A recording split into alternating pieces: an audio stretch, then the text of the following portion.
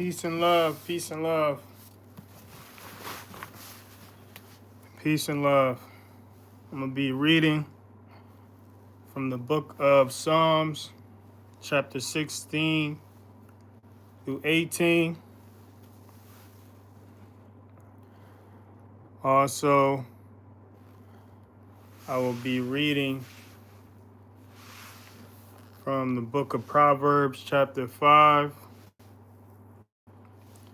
And lastly, the book of Ecclesiastes Chapter 2.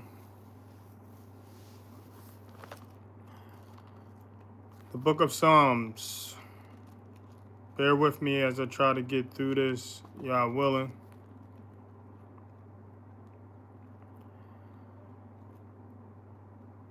The book of Psalms, chapter 16, verse 1. Guard me, O El, for I have taken refuge in you. Yes, I have. So this is David saying, asking the Most High to guard him.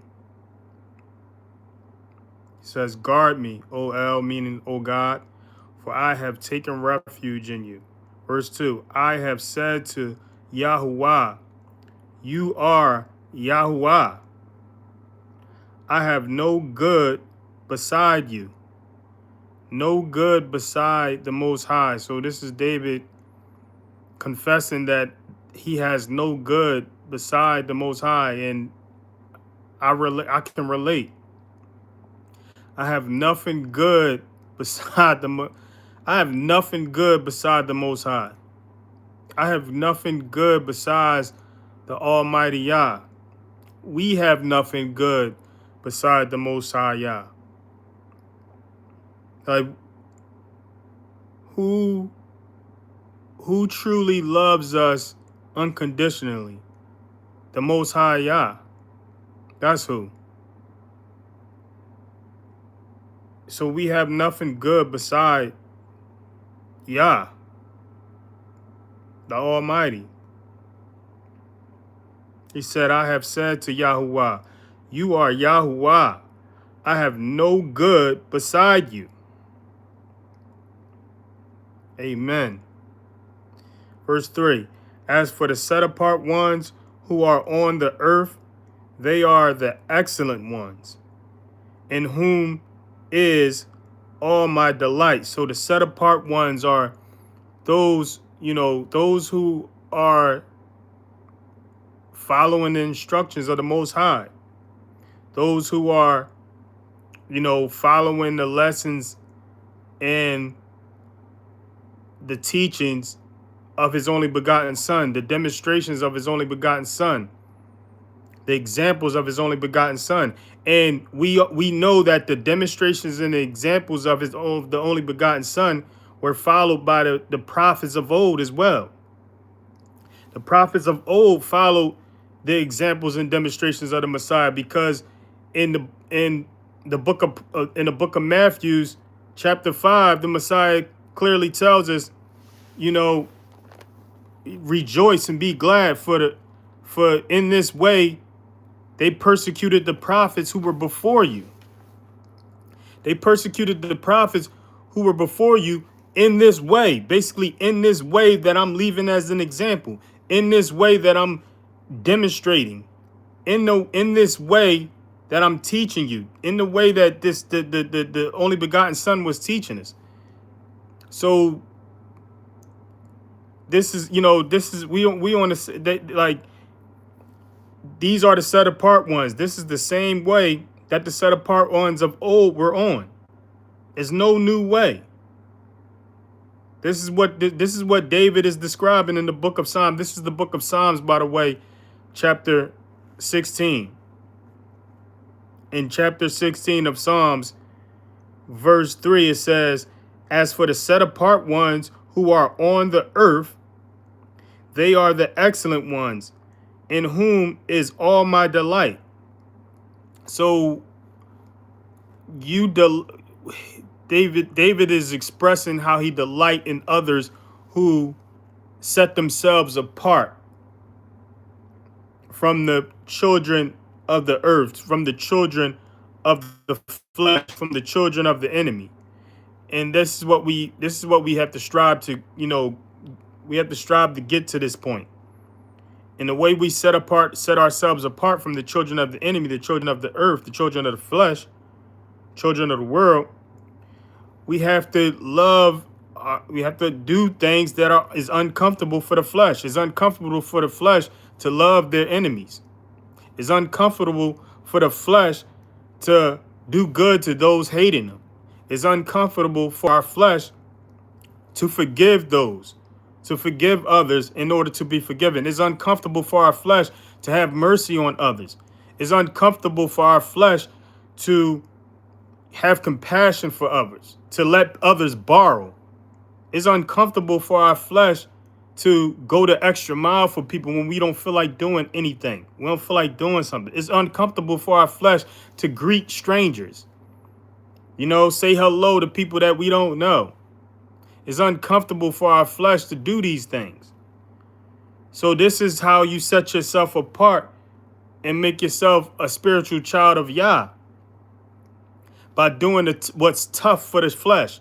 Everything that's tough for the flesh, everything that's tough for the flesh to do is basically the works of the spirit, the works of the spiritual child of God. Everything that's tough for the flesh to do, our flesh to do, is what demonstrates us as being spiritual children of Yah, spiritual children of the Most High. You know what I mean? It's tough to do these things. It's tough to let people borrow. It's tough to forgive people. It's tough to say hello to strangers. It's tough to forgive. It's tough to love our enemies. People talk this church talk and talk about how they go to church and how they got this ministry going and they've been doing it for years, but yet they can't love someone that they politically hate.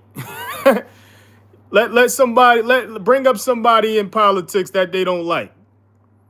Bring up somebody in politics that they don't like, and they're going to show you who they are.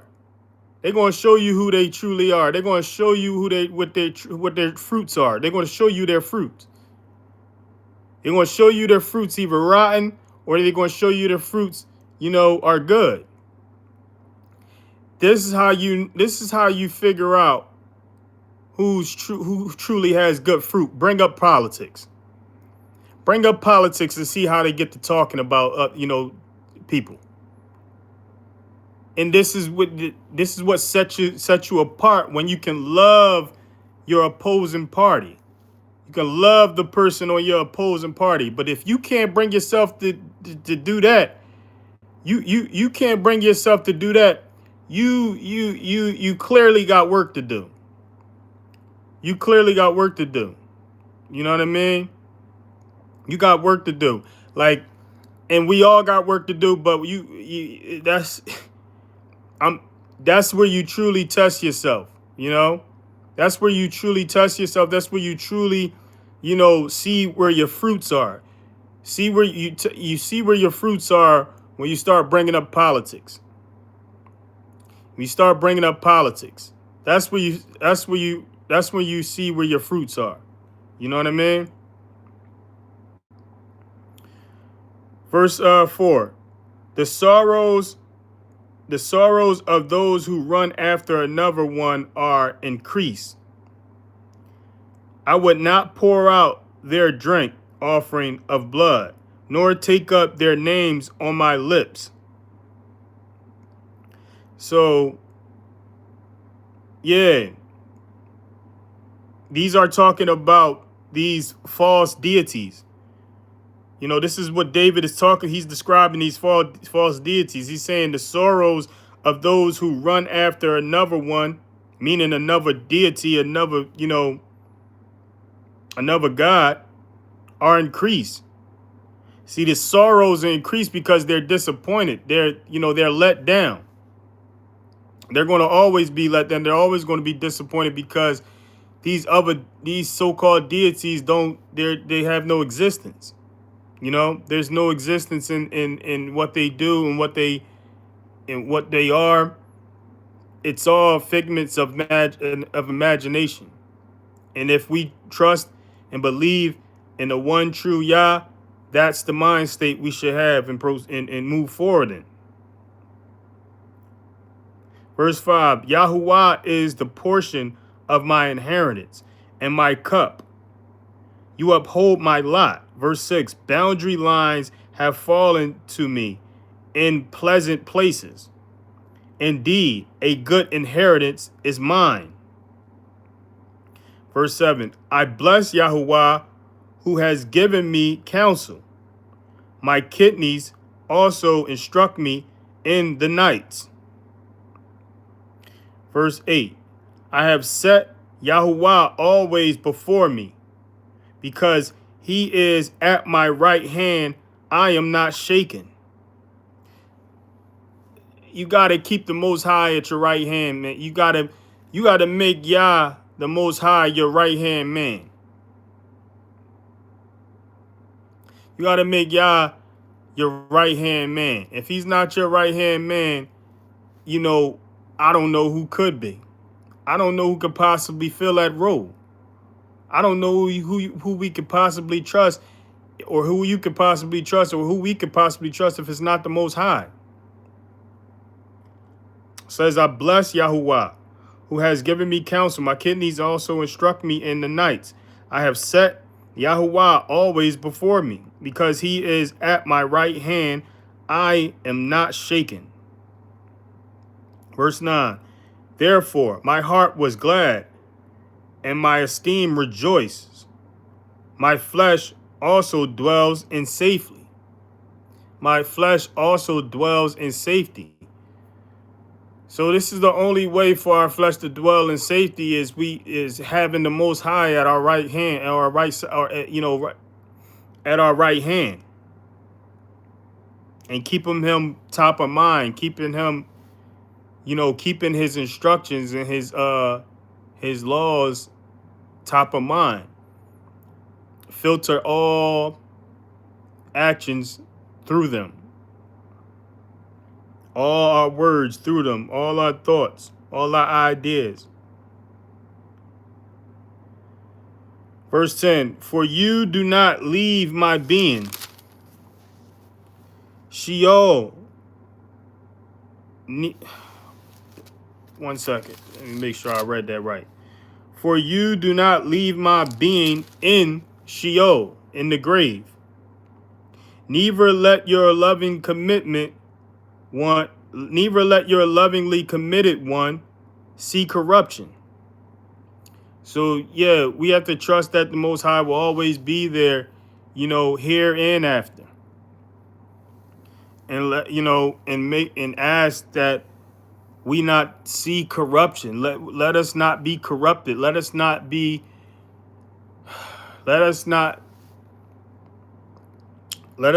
fall victim to corruption. Because it's, what they say, absolute power is, absolute corruption or something like that. I forgot how the saying goes. But times are so bad, times are so hard that it's really easy to be bribed, to be bought, and if you can be bought, you can be sold. So we really have to be very careful in these times moving forward. Verse 11, you show me the path of life. In your presence is joy to satisfaction. At your right hand are pleasures forever. So it's the Most High that reveals the path of life. The path of life, the only path of life that that truly exists, that truly doesn't diminish and has no expiration date, is the spiritual path. The path of following the examples of the only begotten Son, following the demonstrations of the only begotten Son, following the lessons, the teachings of the only begotten Son. That's the path that's shown. That's the path that was shown to us. That's the path that we have to show others. Chapter 17, verse 1. Hear righteousness. Hear righteousness, Yahuwah. Listen to my cry. Give ear to my prayer. From lips without deceit. So this is we want to have lips without deceit, man. We can't be going around, just even white lies. Just don't say nothing. If you can't tell the truth, don't say nothing at all. If you can't tell the truth, say nothing at all. Really. It's really most people's second language to lie. And that's not the fruits of the that's not the fruits that the Most High is seeking. The Most High and his only begotten Son is seeking. Hear righteousness, Yahuwah, listen to my cry, give ear to my prayer. From lips without deceit. We want to have lips without deceit. Verse 2. Let my right ruling go out from your presence. Let your eyes see what is straight. So we want the Most High eyes to see what is straight, to see that we do what is straight. We treat others fairly. We treat others fairly. We do nothing corrupt. Meaning we don't do anything, that cuts corners or illegal. You know what I mean? And yeah, if it's ripping someone off or stealing and scamming or fraud, that's all of that is corrupt. All of that is corruption. Considered corruption. Finessing, that's corrupt. That's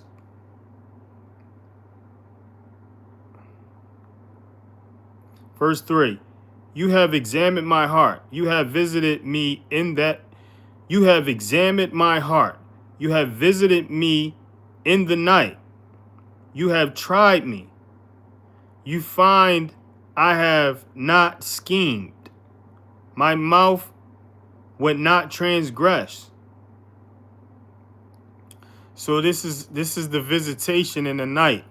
This is Dawid, explaining how the Most High visits at night. How he visits at night and examines the heart. You have examined my heart. You have visited me in the night. You have tried me. You find I have not schemed. My mouth would not transgress. So this is what you want the Most High to find when he comes to visit you at night. You want him to find that you have not schemed. Like you have not schemed others. You have not looked to get over on others. You have not looked to finesse others, defraud others, scam others, steal from others. You want the Most High to find this, that you have not schemed. That your mouth has not transgressed, meaning your mouth has not lied to people to get what you needed. Your mouth has not lied to people to rip them off. Your mouth has not lied to, you know,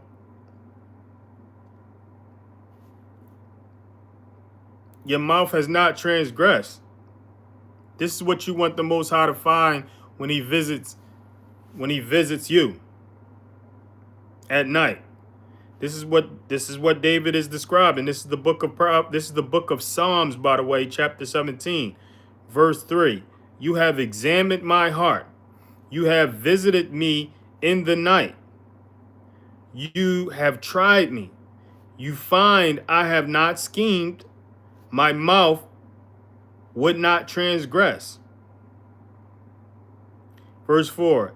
As for the deeds of men, by the word of your lips, I have kept myself from the paths of the destroyer. So, as for the deeds of men, by the word of your lips, I have kept myself from the paths of the destroyers. Like, the path of the destroyers are those who, is pretty much the path of the enemy. Those who go down the wrong road, go down the way of doing the opposite, as far as like finessing others, defrauding others, lying to others, scheming and plotting to take and rob and steal and unalive. Yeah. This is the path of the destroyer. This is the path of the enemy. And David is explaining how I have kept myself from the paths of the destroyer. You want to keep yourself from this path. You have a choice not to go that route. Like, you have a choice to either go that route when it gets too rough and you just gotta, you feel the need that you have to take from others, or you have to destroy the health of others in order to get ahead. And that's, whether it involves illegal substances and stuff like that, you deal in that stuff, you know what I mean? That destroys the health of others. So that's the path of the enemy. That's the path of destruction. I know. Trust me, I went that route.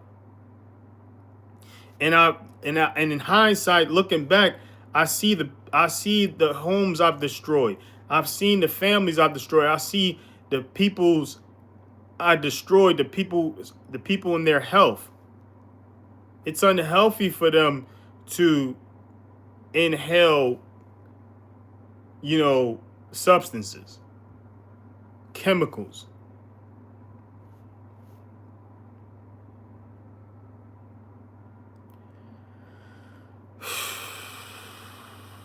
Like, however way you want to dress it up, it was still, a misfortune to them, and feeding their habits. And that's the path of the destroyer. And that I was destroying homes, I was destroying families, I was destroying people, dealing that stuff. And I paid the price, going to prison for it.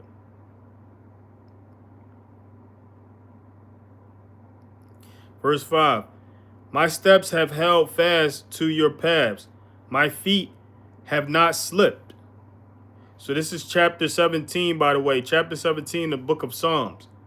Chapter 17, verse 5.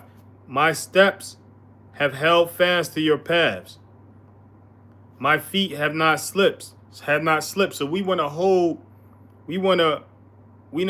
to keep our steps. We want to hold our steps fast to the path that we know of, is how the only begotten Son walked, the path of the only begotten Son, because he left the best example that could be left. He left the best demonstration that can be demonstrated. And that's the path we should follow. And this is obviously the path that David was aware of, that David was aware of. Same path. There's no new path. There's no different path. Same path that the Messiah left, as an example, was the same path that David found and held and did his best to hold to it. The same path that the prophets of old found, and they did their best to hold to it. My steps have held fast to your paths. My feet have not slipped. Verse 6, I have called upon you, for you answer me, O El. Incline your ear to me. Hear my speech. Hear my speech. I have called upon you, for you answer me, O El. Incline your ear to me. Hear my speech. Verse 7, let your loving commitment be distinguished. You who save by your right hand those who take refuge from those who rise up. So yeah, the Most High is our refuge from those who rise up. Rise up in the world as the children of the enemy. Rise up in the world as the children of the flesh. Rise up in the world as the children of the world. These are the ones we take refuge from. And you have to trust that the Most High, you can find refuge in him. From these folks, from these rulers, from these corrupt people. Who's been positioned in power by the ancient knowledge of evil in the enemy, but also playing a role in prophecy on the wrong end of prophecy. You don't want to be playing a role on the wrong end of prophecy. And this is what most of these rulers are playing. They're playing a role on the wrong end of prophecy. They're playing their part on the wrong end of prophecy.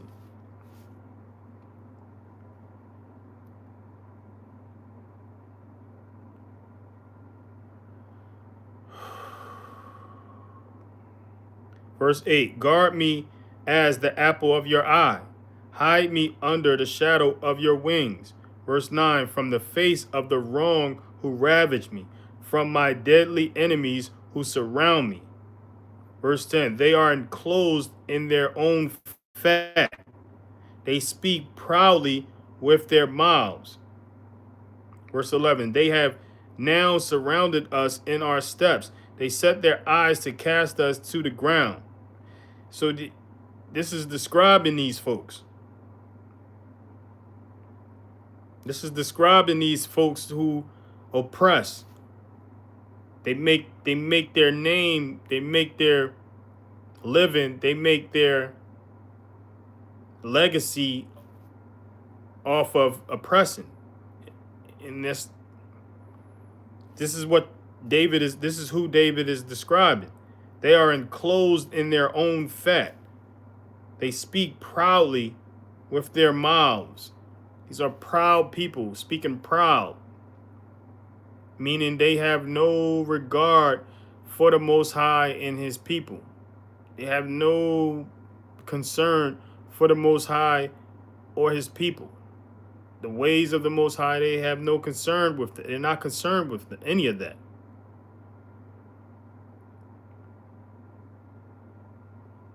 Verse 12, like a lion who is eager to tear his prey, and as a young lion crouching in cover. And as a young lion crouching in cover. Verse 13, arise, O Yahuwah, confront him, confront him, cause him to bend. Deliver my being from the wrong by your sword. Verse 14, from men by your hand, O Yahuwah, from men of the world whose portion is in this life, and you fill their bellies with your treasure. They are satisfied with children, and shall leave their riches to their babes. Come on, man. Does this not sound familiar? Is this not describing the people who are in position of power now, who's passed down their legacy, passed down their, you know, their family corporate businesses, their family government businesses, their family political businesses, their family leadership businesses? Is this not the folks of the world? This is what David is. This is who David describing. The leaders of the world.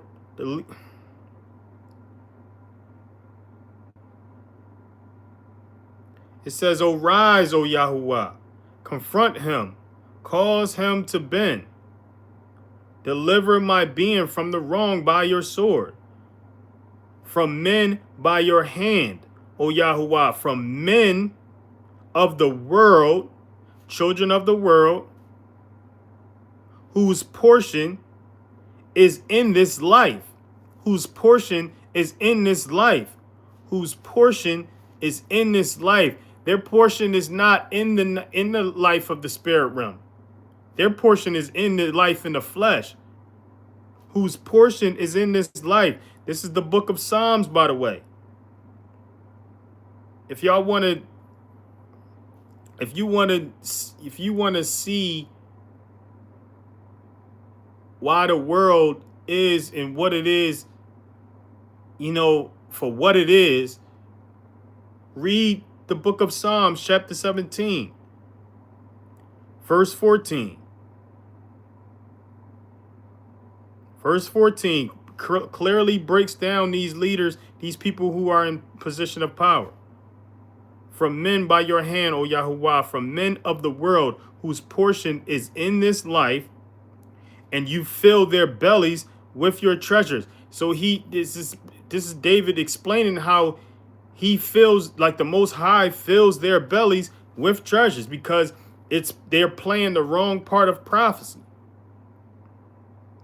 They're on the wrong end of prophecy, and they will be destroyed for the world to see, so you can see that the prophecy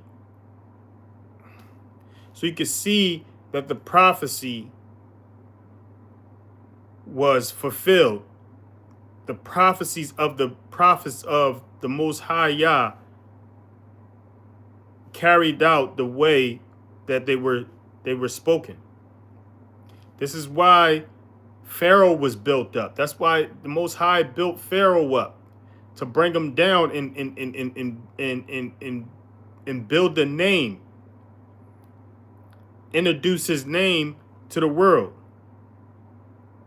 The same will go for all leaders, for the leaders of today and leaders of the past.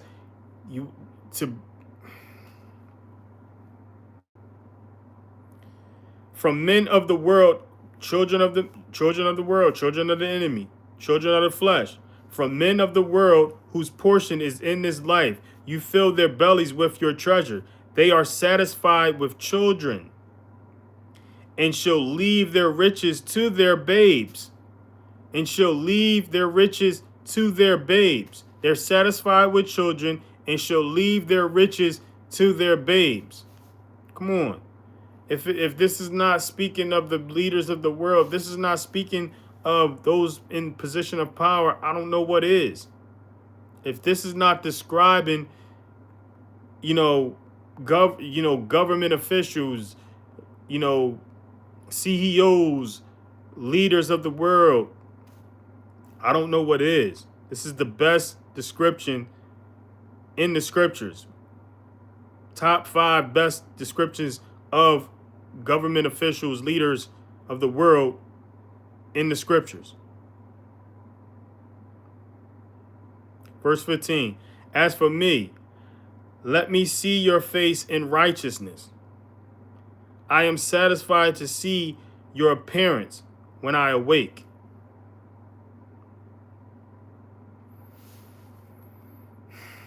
Chapter 18, verse 1. This is the book of Psalms, by the way. Chapter 18, verse 1, the book of Psalms. I love you, O Yahuwah, my strength. Verse 2. Yahuwah is my rock and my stronghold and my deliverer. My El is my rock. I take refuge in him. My shield in the my shield in the horn of my deliverance, my high tower.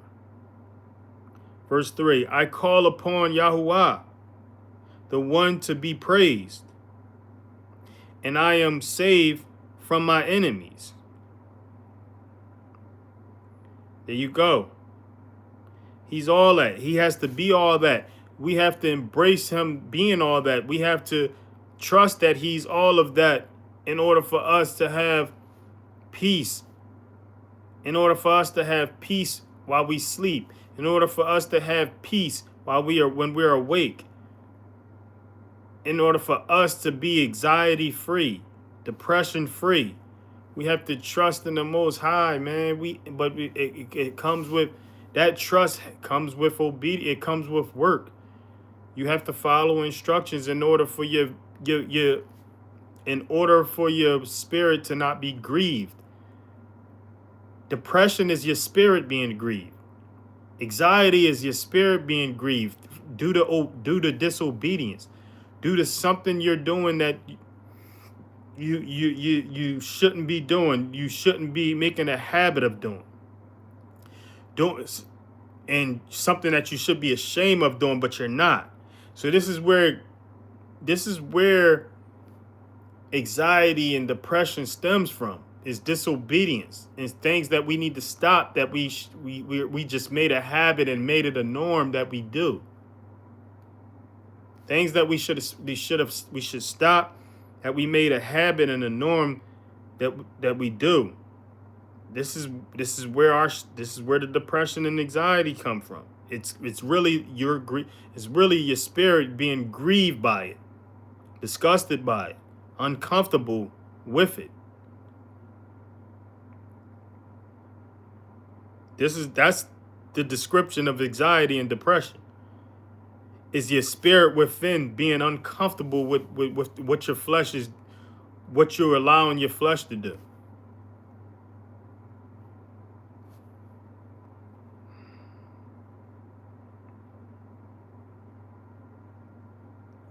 I call upon you.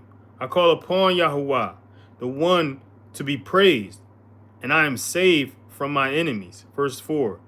The cords of death surround me, and the floods of Belial made me afraid.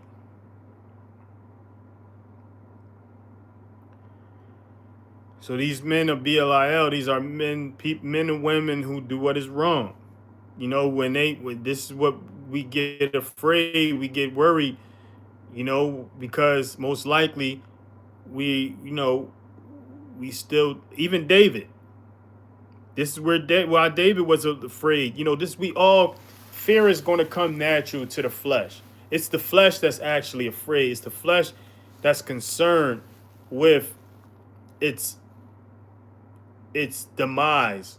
The spirit is not concerned with that. The spirit is subconsciously okay and unbothered. We don't get that. We don't see that. We don't know of that. But our the best way to tap in and get more to get more in touch with our inner self, our true identity, to know and feel and be confident and be unbothered by the worries of the world, the headlines of the world, the rumors of this and that, and wars and stuff like that.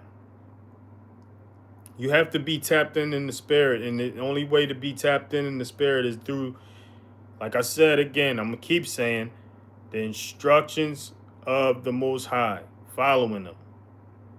obeying the spiritual laws of the Most High, following the teachings and the lessons of his only begotten Son, following the demonstrations and examples that he left, the only begotten Son has left. Verse 5, the cords of Sheol, which is the grave, were all around me. The snares of death were before me. Verse 6, in my distress, I called upon Yahuwah, and to my Elohim I cried. He heard my voice from his hekel, that's temple, and my cry went before him into his ears. Verse 7, and the earth shook and trembled. Even the foundation of the mountains were troubled, and they shook because he was rough. Verse 8, smoke went up from his nostrils and consuming fire from his mouth. Coals were kindled by it. Verse 9, and he bowed the heavens and came down, and thick darkness was under his feet. Verse 10, and he rode upon a cherub and he flew upon the wings of the wind. Verse 11, he made darkness his covering, around him his booths, darkness of waters, thick clouds of the skies. Verse 12, from the brightness before him, his thick clouds passed hail and coals of fire. Verse 13, and Yahuwah thundered in the heavens, and the Most High sent forth his voice, hail and coals of fire. Verse 14, and he sent out his arrows and scattered them, and much lightning and confused them. So we see these arrows, and it looked like it's depicted as the Most High shooting lightning bolts. Like it's just give you an idea where these ideas and movies come from. These ideas and these superhero and Greek, these Greek myth, deities or whatever.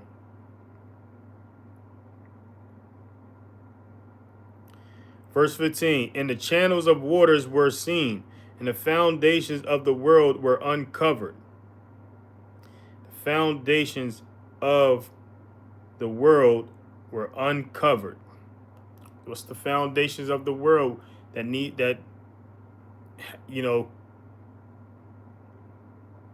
could be uncovered? What are they? Just a thought, something to think about. The foundations of the world were uncovered. So at your rebuke, O Yahuwah, at the blast of the breath of your nostrils, the breath of your nostrils, the breath of God is powerful. The breath of God move mountains. The breath of God huffs and puffs and blows everything away, but also provides all creation with life. Without the breath of life, what can exist? What can be conscious?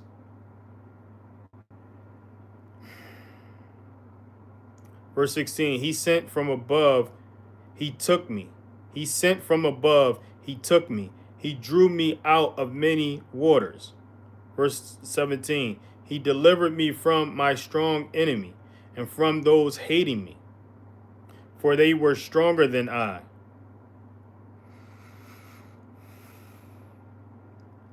Verse 18, they confronted me in the day of my calamity, but Yahuwah was my support. So that David is describing how he was confronted on his worst day, his day of calamity, his day of things falling apart in his life.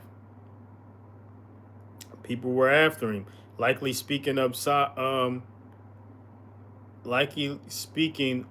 how Saul was after him.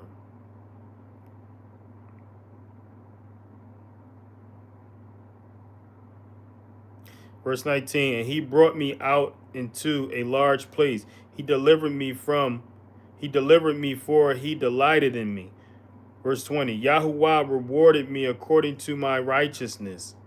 Yahuwah rewarded me according to my righteousness, according to the cleanliness of my hands.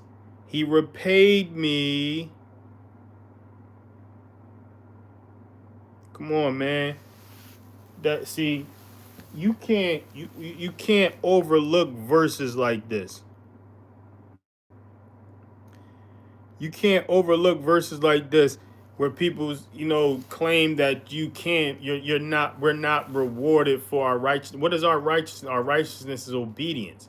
Always remember that. And if you don't see that, he takes it a step further in the other half of the verse and says, according to the cleanliness of my hands, he repaid me. According to the cleanliness of my hands, meaning hands that don't, hands that haven't stolen, hands that haven't hurt anyone, hands that haven't hurt anyone or stolen from anyone, man. That's what you want to keep your hands clean from. Yes, there's other things that you want to keep your hands clean from as well, but those are the main things you want to keep your hand clean from. Is from hurting others, stealing from others. You want to keep your hands clean from that.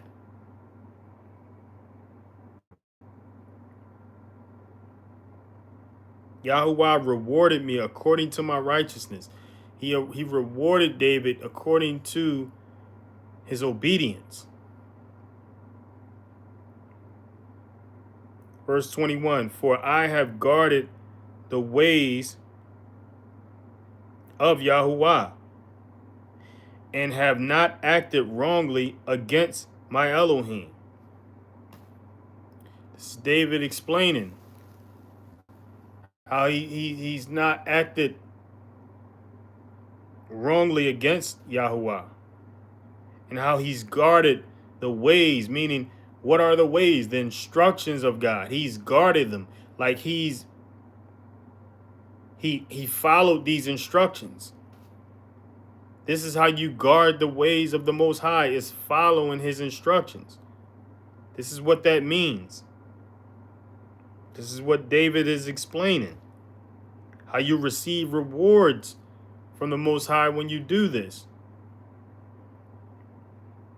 Yahuwah rewarded me according to my righteousness. This is the book of Psalms, chapter 18, verse 20. The book of Psalms, chapter 18, verse 20. The book of Psalms, chapter 18, verse 20. Yahuwah rewarded me according to my righteousness, according to the cleanliness of my hands, he repaid me. Verse 21, for I have guarded the ways of Yahuwah and have not acted wrongly against Yahuwah. Verse 22, for all his right rulings are before me, and I did not turn from his laws. I did not turn from his laws. Come on, man.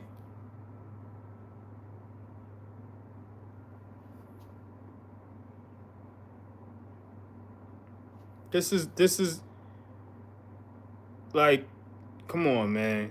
Like this, you're going to get people who say like, yo, that's the old.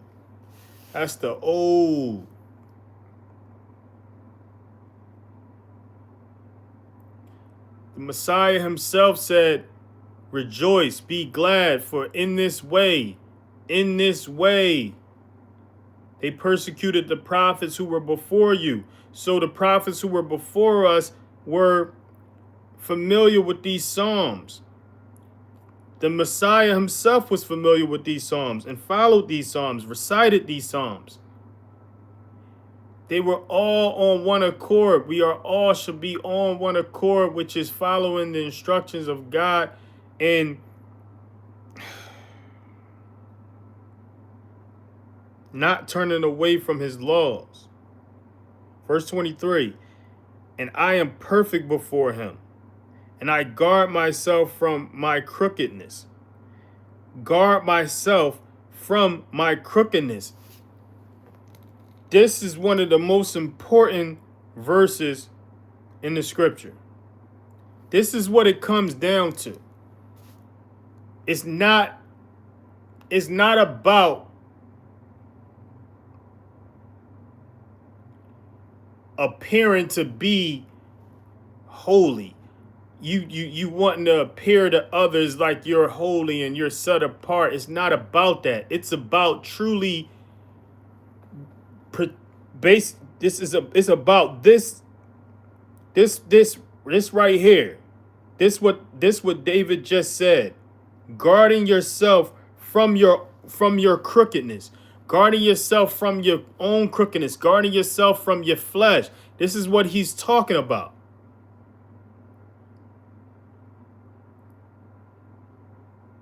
You have to, it's not about appearing holier than others. It's about truly doing your best to keep this wicked flesh in check. To keep this wicked heart in check. That's what this is about.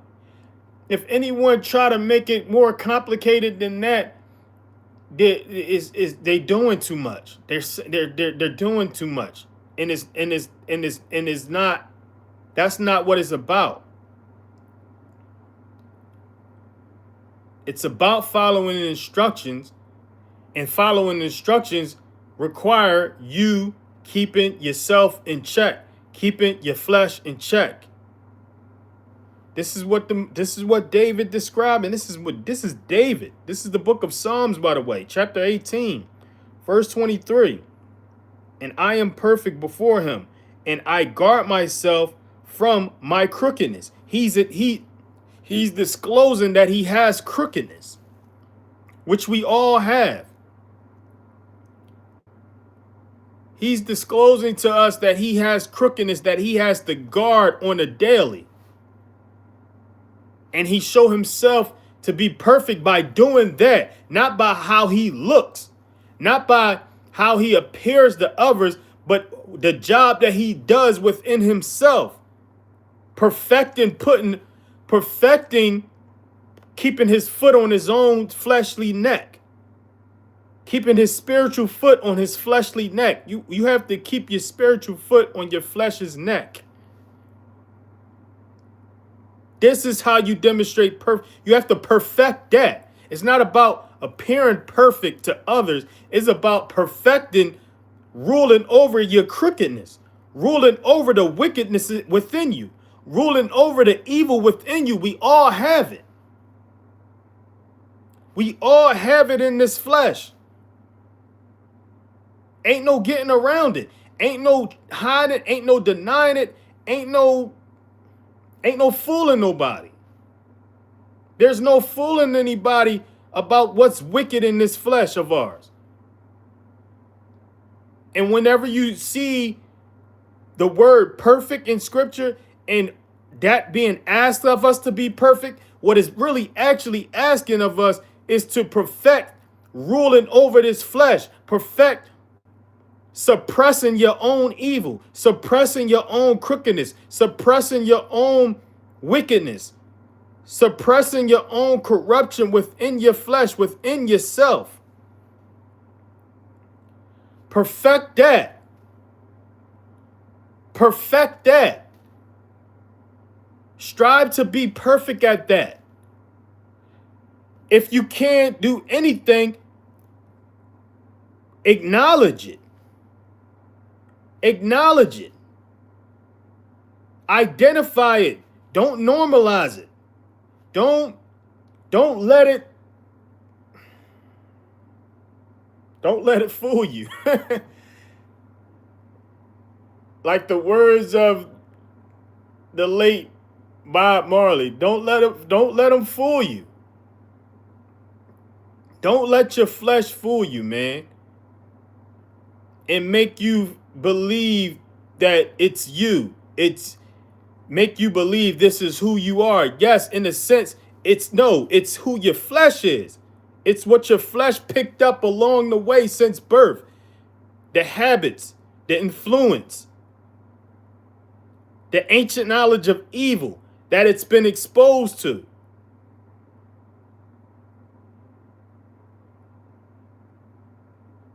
No one is exempt. No one is exempt from the ancient knowledge of evil from day one since birth.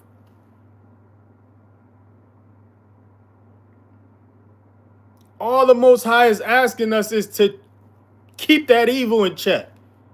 Keep that wickedness in check. It's in us. Tell yourself no. Tell yourself no. Deny yourself of it. It's not about appearing perfect. It's about perfecting the imperfect. It's about perfecting, acknowledging the imperfect. Perfecting, acknowledging the imperfection. Perfecting, acknowledging the imperfection. The imperfection. I tried to, but you get what you got the bar. It's about acknowledging the imperfection. That's what it's all about. Acknowledging the flesh and how it's corrupt, how it's wicked, how it's evil. Acknowledging it first, man. And then doing your best to suppress it, to deny it, where it wants to go, what it wants to say, what it wants to do, who it wants to be with, what it wants to see, what it wants to hear. What it says that it needs, what it actually wants, it desires, and it just deny it, starve it, deprive it. This is what the Most High is asking, and this is how.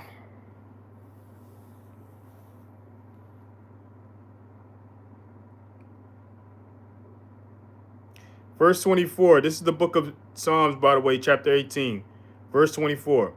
And Yahuwah repays me according to my righteousness. Here we go again. Yahuwah, come on, man. Let me read it from the top. He had to explain this again. He said it twice. Don't let no one tell you that you're not rewarded for your righteousness. You're not rewarded for obedience. You are. To this day, you're rewarded for your obedience. Don't let nobody tell you different. You're rewarded with peace. You're rewarded with comfort. You're rewarded with revelation, vision. You're rewarded with confidence, strength. You're rewarded with blessings, rescue, refuge. You're rewarded with that clutch, that clutch intervention from the Most High when you needed him in a time of need. Something needed to be paid. Something needed to be healed. Something needed to be lifted. Someone needed to be removed from your circle, your situation, your house, whatever. He needed to intervene. That's where you reap your rewards. That's where you reap the benefit of being obedient and following his instruction. When you need him the most. When you need him.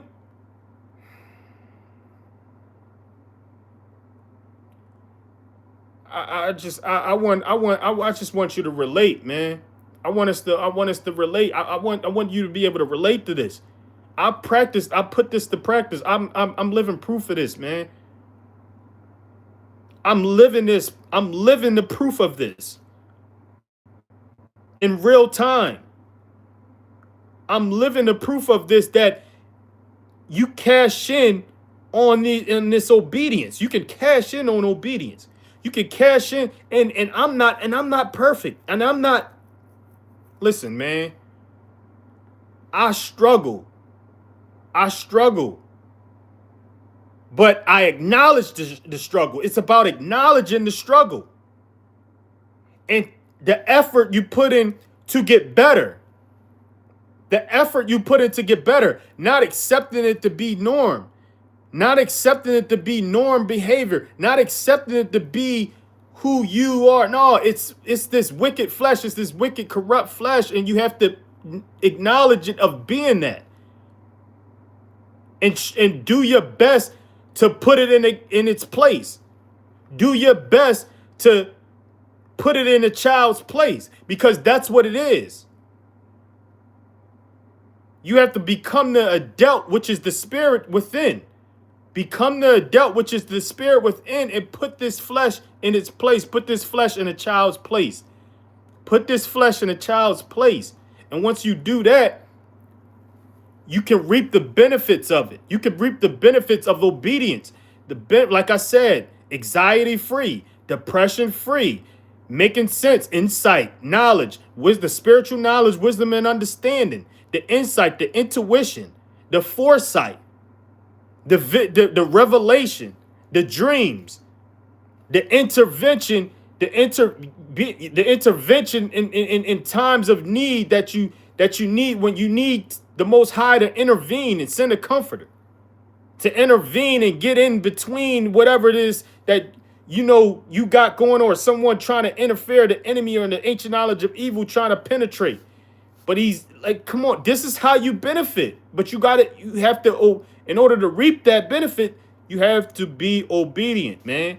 And this is clear evidence of it. This, to the point, David had to say it twice.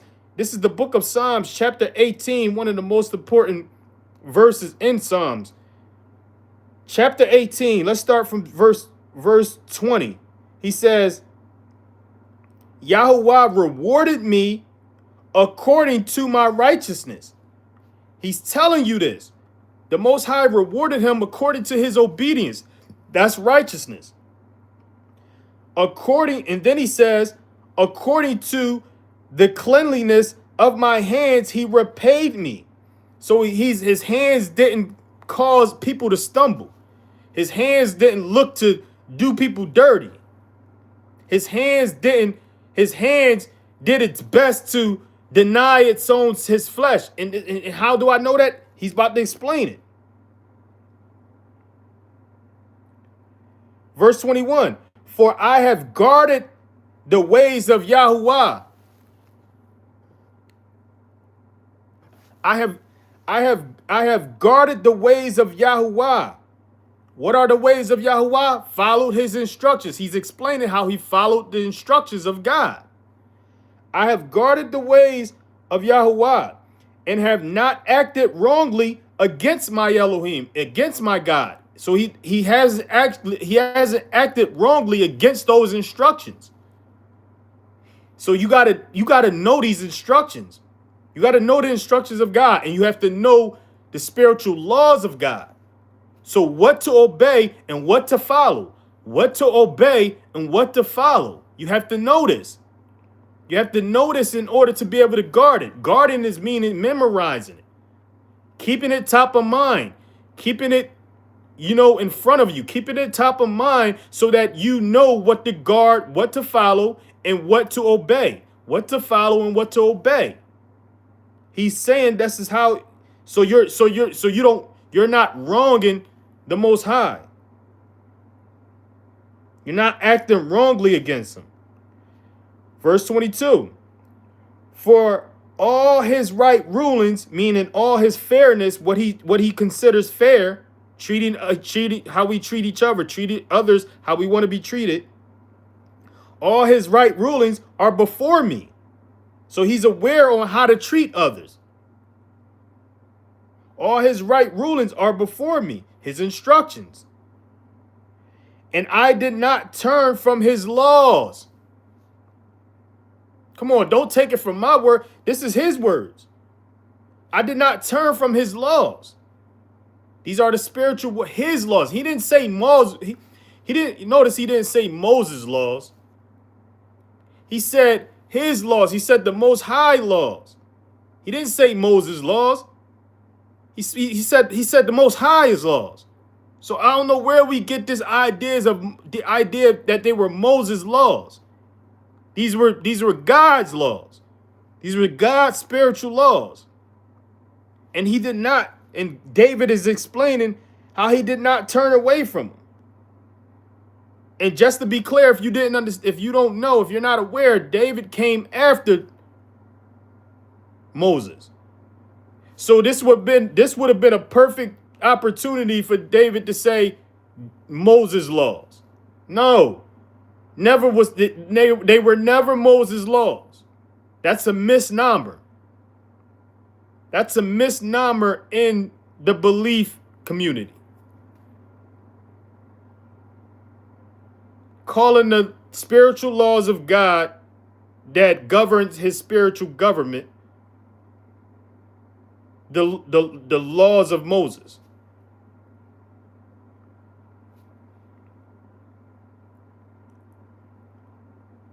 And I did not turn away from his laws. Verse 23.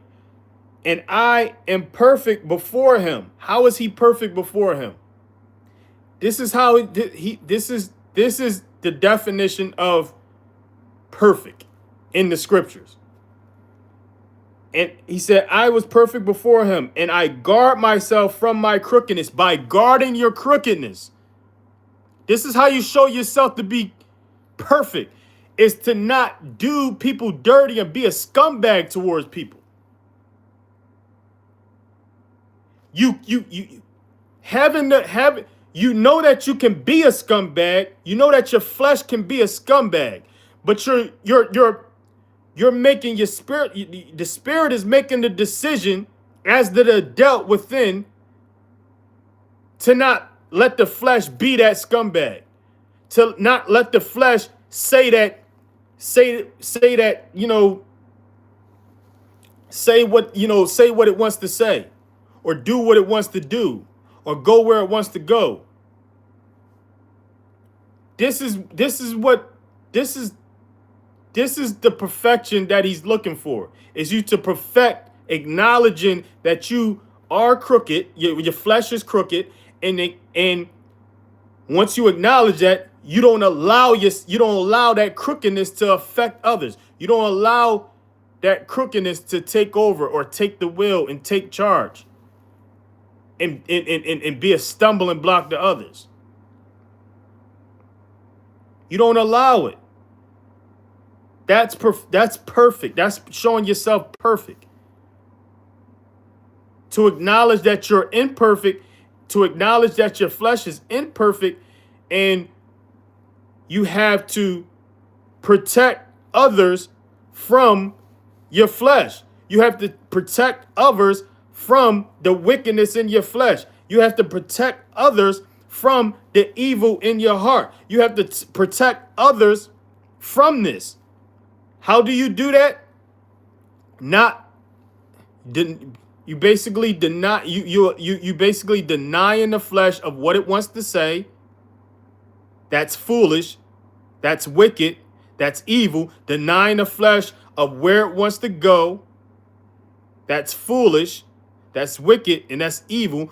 Denying the flesh of what it wants to do. That's foolish, wicked, and evil, corrupt, illegal, according to the spiritual government of God and the spiritual laws of God, even the spirit, and also the laws of men.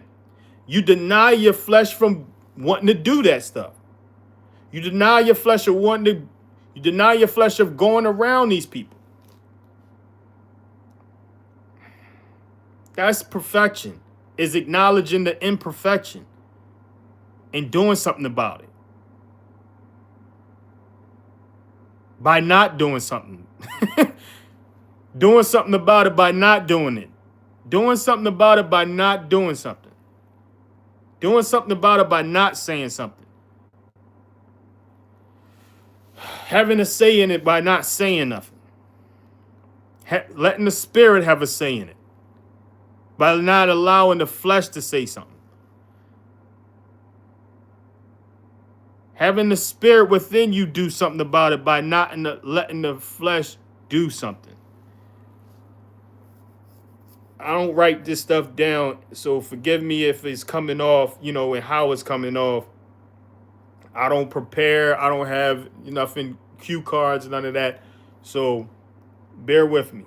But this is how we know it's about that, because David and he took it as he even had to repeat it again. What comes with doing this?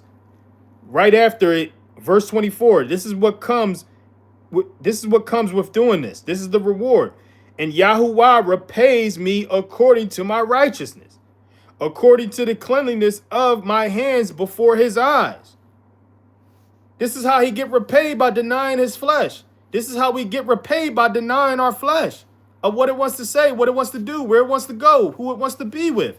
This is how we get paid, spiritually paid, through blessings, through, man, I need mine. I need mine. I need all mine. What comes with that, the benefits, you just like the elderly and people got health benefits through the the spiritual government benefit. I'm on spiritual snap, man. I'm on spiritual snap, and I need my health. I need my spiritual health benefits from the spiritual government, man. I don't. I'm cool. I'm good on this. The world government snap. I need spiritual government snap. I need all mine, yo. This is what comes with this spiritual government snap. Is you know what I mean? I need mine. Real rap, sis. Like, I need to be free of anxiety. I need to be anxiety free. This is what comes with the spiritual benefits. I need to be depressed free. That's what comes with those spiritual benefits. Like, I need to be blessed in the time of, when it's crunched, when it's times is rough, and I need him to intervene with a payment, or removing someone from my cipher, and from my presence, from my or removing something from me. I need all that. This is the benefits. I need mine, and I can't go on. We can't go on without them. If you acknowledge it or not, you can't live without them. You worried about these SNAP benefits from world government. Get to know these spiritual benefits. Spiritual SNAP. From the most high spiritual government. Yeah. Verse 25. This is what David is talking. This is David on that SNAP. He on that spiritual SNAP. Verse 25. With the lovingly committed, you show yourself lovingly committed. With the lovingly committed, you show yourself lovingly committed. With the perfect one, you show yourself perfect. With the clean, you show yourself clean. And with the crooked, you show yourself twisted. For you save the afflicted people, but bring down those whose eyes are haughty. It's our flesh who has the haughty eyes and want to go somewhere and go do something and want to be somewhere and want to be something. And it's the afflicted ones that are humbled, that he comes to their rescue to save them, because they've demonstrated themselves to be followers of his instructions. They demonstrated themselves to be obeyers of his spiritual laws. They demonstrated themselves to follow the lessons, the demonstration and the examples of his only begotten son. This is how you tap into them spiritual health benefits. This is how you tap into it, through obedience, through following instructions. It's that simple. It's not. Eventually it'll be that simple. It's not simple overnight. You got to work. You got to take the initiative. You practice makes that perfect. Practice makes it perfect to deny yourself. You go eventually. Once you got to first acknowledge you got to acknowledge the enemy. The enemy is the ancient knowledge of evil. You got to acknowledge that. Know your enemy. Know your enemy is not flesh. Like our ancient brother, spoke on and explained. Our enemy is not flesh and blood. Our enemy is not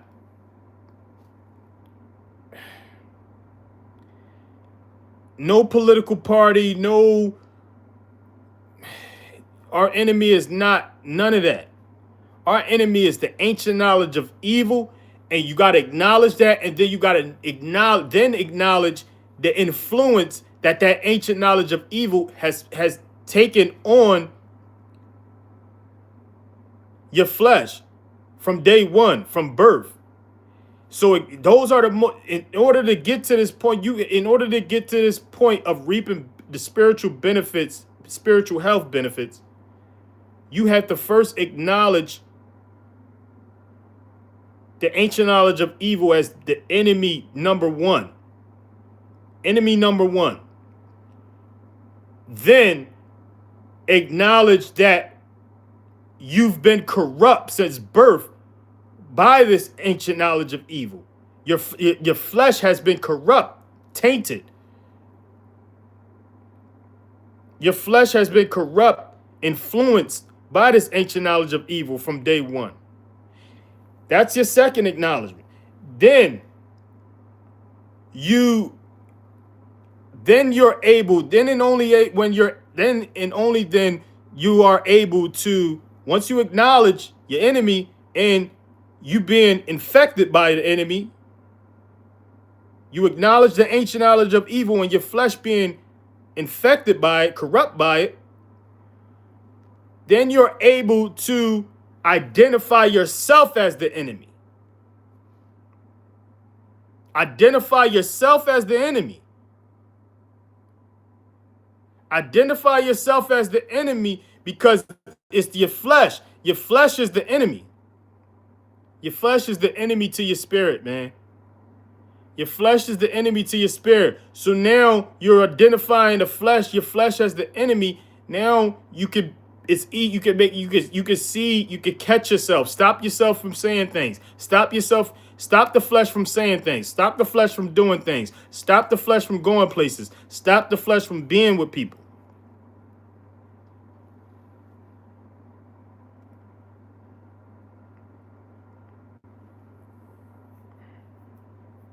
And then you can reap the benefits of doing that.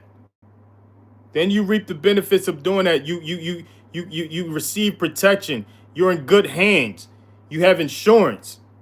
You have health. You have spiritual health benefits, and you have spiritual insurance.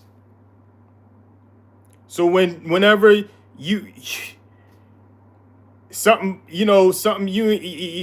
making you uncomfortable that you don't deserve,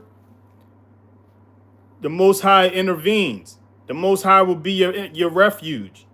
The Most High will be your comfort. The Most High will bless you, save you, take care of it. Make sure you are all right. Trust me, I know. I'm living proof of this, man.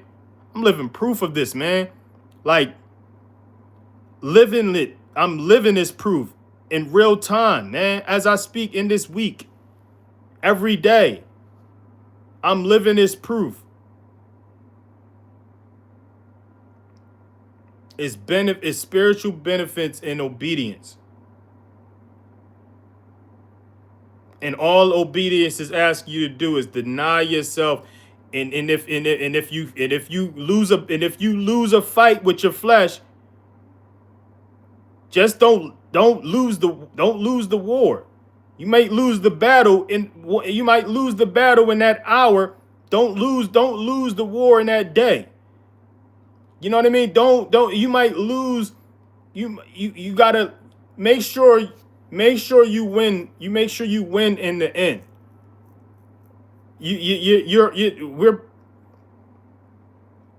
We're in the ring with our flesh, and we gotta make sure we have more wins than losses. We have as far as our spirit versus our flesh. And you gotta acknowledge this in order to even proceed, in order to be able to understand any of this, any of what is written, from what is quote unquote old to what is quote unquote new.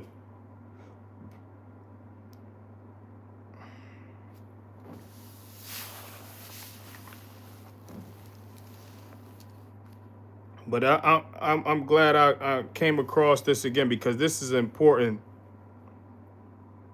This is a heavy.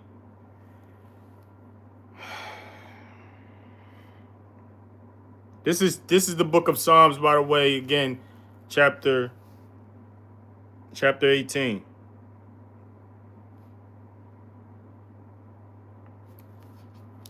Verse 28. For you yourself light my lamp.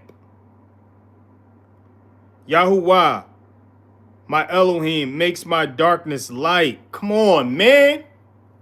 Like, it just don't stop. He just keep going. It just don't stop. He's acknowledging that there's darkness. David is acknowledging that there's darkness in him. And he's acknowledging that the Most High and his instructions and his way is the light. For you yourself light my lamp. Yahuwah, my Elohim, makes my darkness light.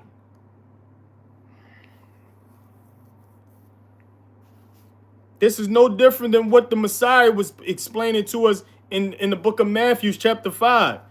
Let your light shine before men, so that they see your good works and praise. Praise who? Your Father who's in the heavens. Who's only your Father through the examples of the only begotten Son, through the demonstrations of the only begotten Son, which is one and the same with the way of the prophets of old, and David of old, of obviously David as well, including David. Because we're seeing this right now. He's not saying anything different than what the Messiah is saying, but yet you have people that will go on to say, oh, that's the Old Testament. It's nothing. He's not saying nothing different than what the Messiah is saying. This probably why the Messiah lineage from David. Like,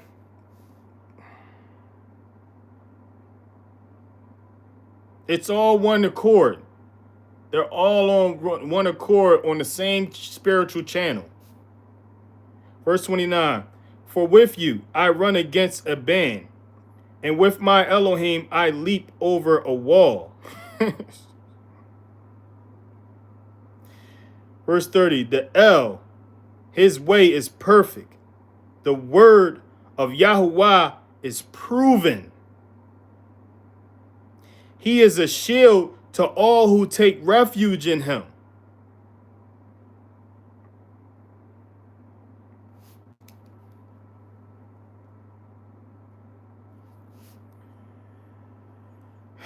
Verse 31, for who is Eloah besides Yahuwah? Who? Who is Eloah besides Yahuwah? And who is a rock except our Elohim? Yeah, you have people who misunderstood the Messiah when he was talking about the rock. Now you have people, you have popular belief believing that Peter is the rock. If you read it carefully, you will see that it is a comma that separates, and he's explaining how the actual rock is his assembly and those who follow the demonstrations of his, follow the lessons of his, follow the examples of his. The assembly is the rock, and that rock is founded on the rock of all rocks, the instructions of God and God himself. Who else is the rock? This is what David is asking. And who is a rock except for Elohim? And who is a rock except for our Elohim? Who is the rock? Can't be Peter. It's not. It never was Peter. He never explained it to be. He never said that. It was a misread.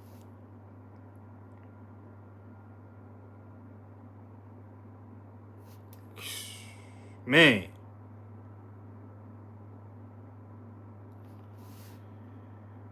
Verse 32, it is El who girds me with strength and makes my way perfect.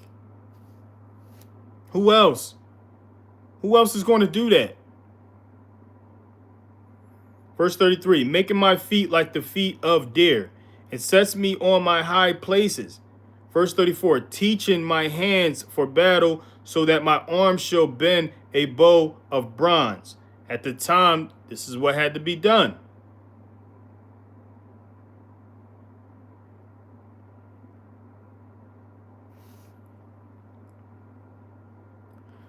Verse 35, and you give me the shield of your deliverance. Your right hand supports me, and your lowliness makes me great.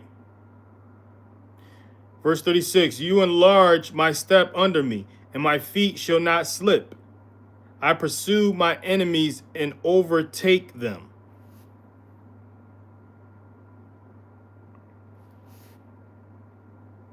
And do not turn back till they are destroyed. Verse 38, I crush them and they are unable to rise. They fall under my feet. Verse 39, and you gird me with strength for battle, cause my adversaries to bow under me. Note, just to keep it context, this is what had to be done in the time, and this was the duty of Dawid. This was the duty of David to big up the name of the Most High, to bring glory to the Most High throughout this part of the world and throughout the world in general, because the world has these documents. The world has, this record of David doing this. Verse 40, and you have made my enemies turn their backs. As for those hating me, I cut them off. Verse 41, they cry, but no one is there to save. To Yahuwah, but he answers them not, because they disobedient. Verse 42, and I beat them as dust before the wind. I emptied them out like dirt in the streets. Verse 43, you deliver me from the strivings of the people. You set me at the head of the nations. A people I have not known serve me. Verse 44, as soon as they hear of me, they obey me. The foreigners submit to me. Verse 45, the foreigners fade away and come frightened from their strongholds. Verse 46, Yahuwah lives, and blessed is my rock, and exalted is the Elohim of my deliverance. Verse 47, the El who avenges me, and he humbles the peoples under me. Verse 48, my deliverance from my enemies. You lift me up above those who rise against me. You deliver me from a man of violence. Come on, this is what comes with the insurance, the spiritual insurance of Yah. He delivers from all this. All those who look to do you harm. All those who look to still take from you and, do you something you don't deserve. He protects you from all this and all that and all of them. You deliver me from a man of violence. Verse 49, therefore I give thanks to you, O Yahuwah, among the nations, and I sing praise to your name. Gotta get to know the name, man. You gotta get to know the name. In order to sing praise to it, you gotta know it. Therefore I give thanks to you, O Yahuwah, among nations, and I sing praise to your name. This is the book of Psalms, by the way, chapter 18, verse 49. Verse 50, make great the deliverance of his sovereign, and showing loving commitment to his anointed, to David and his seed forever. Come on, man. Who's that seed? Who's that seed? That seed is clearly leads to Messiah, leads to the only begotten Son, leads to Yahushua HaMashiach forever. This is what he was speaking on. This is what the Most High was speaking through him. This is what he was prophesying, is this being established. This whole chapter is basically, this was basically the same words that the only begotten Son, Yahushua HaMashiach, spoke in Matthew's. Being a rock, and how the Messiah, the Most High, is the rock, and his instructions, and following them, and following his only begotten Son, and gathering in the name of his only begotten Son makes you that rock, make you one with that rock. Us being gathered, even though it's virtually, we're one. We're one as that rock, because we're gathered in the name of Yahushua HaMashiach, the only begotten Son. So when two or three are gathered, he is amongst. He is that we are that rock. We become that rock. We become that assembly. We become that. Come on, go and read it, man. Go and read this in Matthew's. That was the book of Psalms. But you got to go read the book of Matthew's to understand.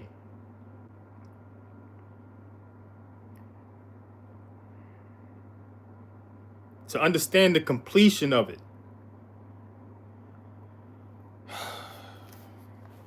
Let's get into Proverbs, the book of Proverbs chapter 2. I'm sorry, the book of Proverbs chapter 5. Verse 1. My son, listen to my wisdom. Incline your ear to my understanding. So this is the Most High speaking through Solomon. This is the Most High speaking through Solomon now. This is the son of David. So this is the Most High speaking through Solomon now, the son of David.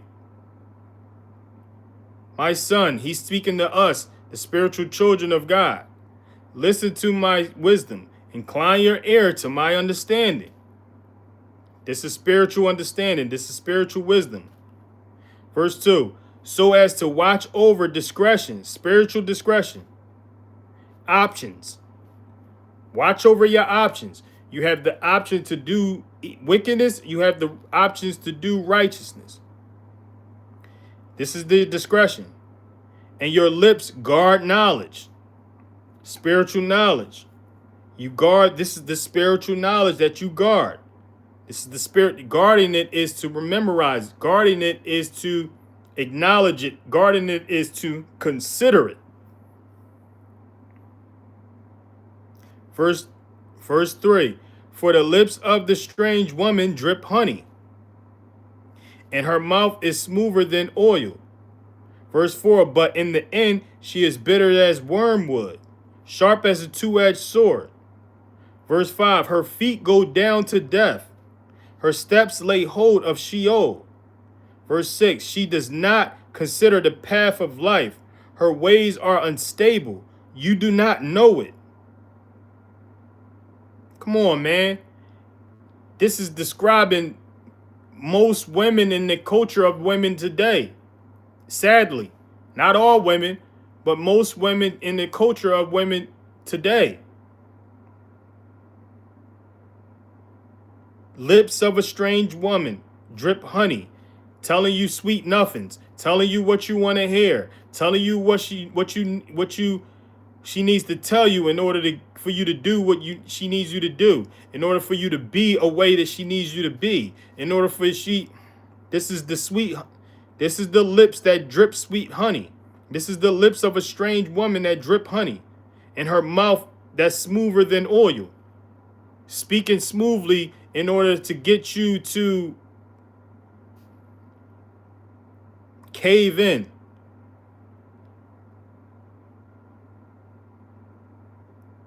And compromise, the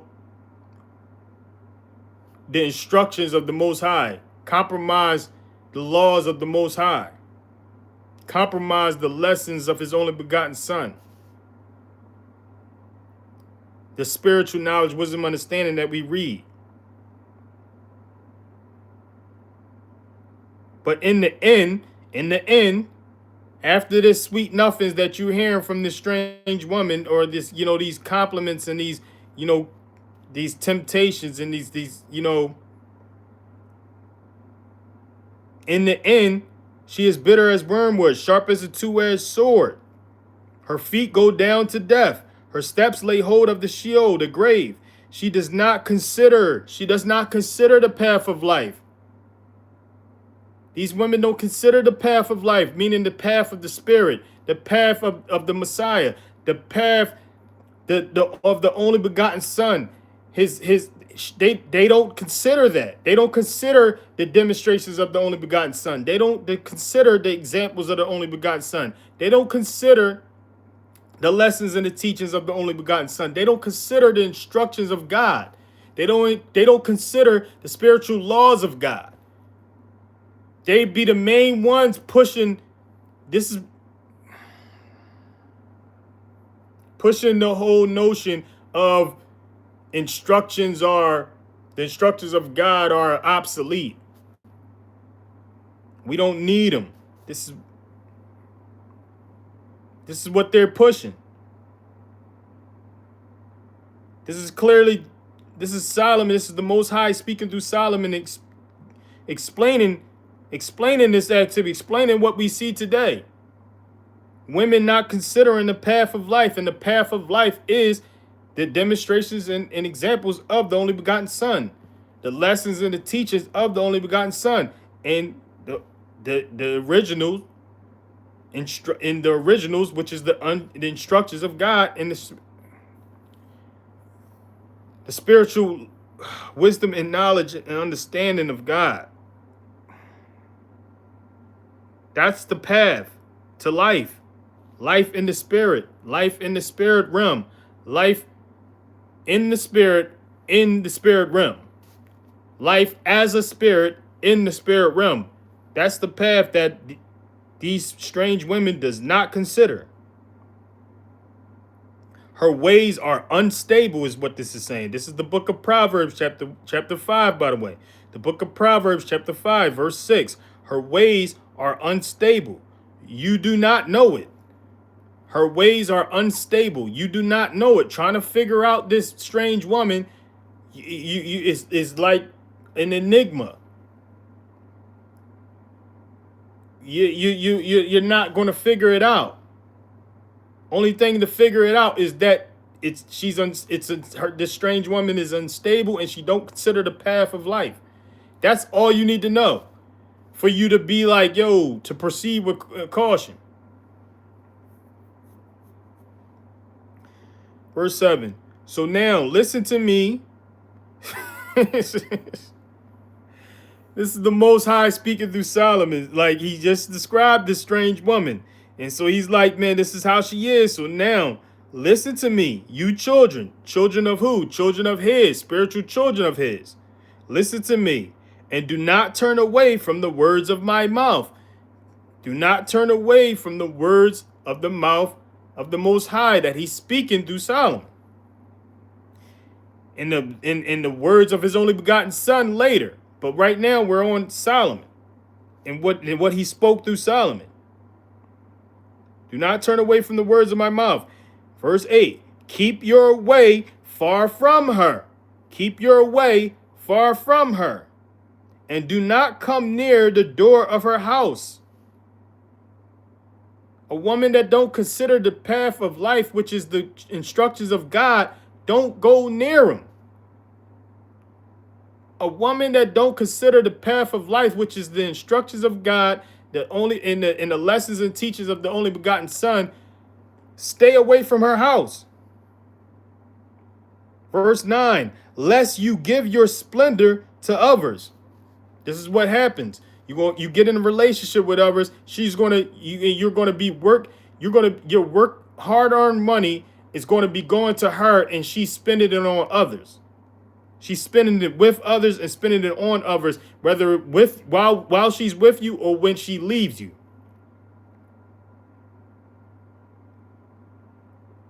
Lest you give your splendor to others and your years to one who is cruel. Whole time you're with this woman, she's cruel to you, disrespecting you.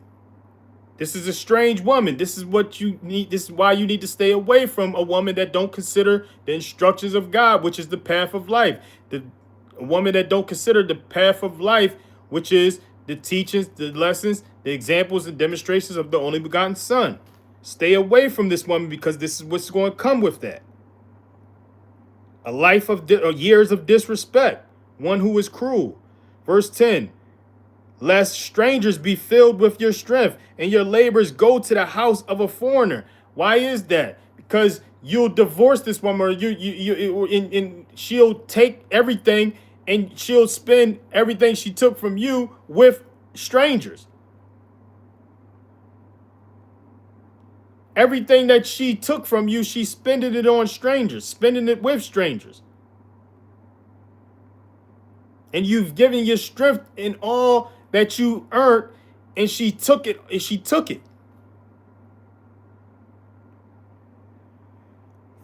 Verse 11, then you shall howl in your later end, when your flesh and your body are consumed. This is what it leads you to, howling in your later end, in your later years, when you're old and you're like, listen, man, I know folks personally. I've had a taste of this kind of woman. I had a taste of this consequence of dealing with a strange woman. I've known people who howled, and I found myself howled. And I know people who continue to howl in their later years inwardly. This is no joke, man. These women, these strange women are no joke. This behavior is ancient. This type of woman is ancient.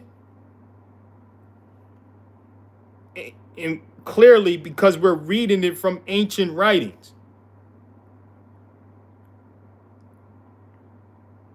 This type of woman will leave you howling, wishing you never met her.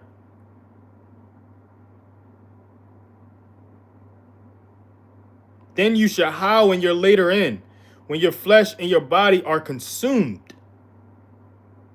Like you've given your youth, you've given your strength, you've given your best years. Verse 12, and she'll say, how I have hated discipline. You hated discipline because you didn't discipline your flesh to tell itself no, to deny yourself, to deny the flesh of this strange woman. You didn't discipline yourself to acknowledge her not considering the path of life, which is the instructions of God. That was the red flag of all red flags. A woman who don't consider the path of life, which is the instructions of God, the lessons and teachings of his only begotten Son. A woman that doesn't consider that, that's the red flag of all red flags. That's the red flag of all red flags. Go far away. Get far away from that woman.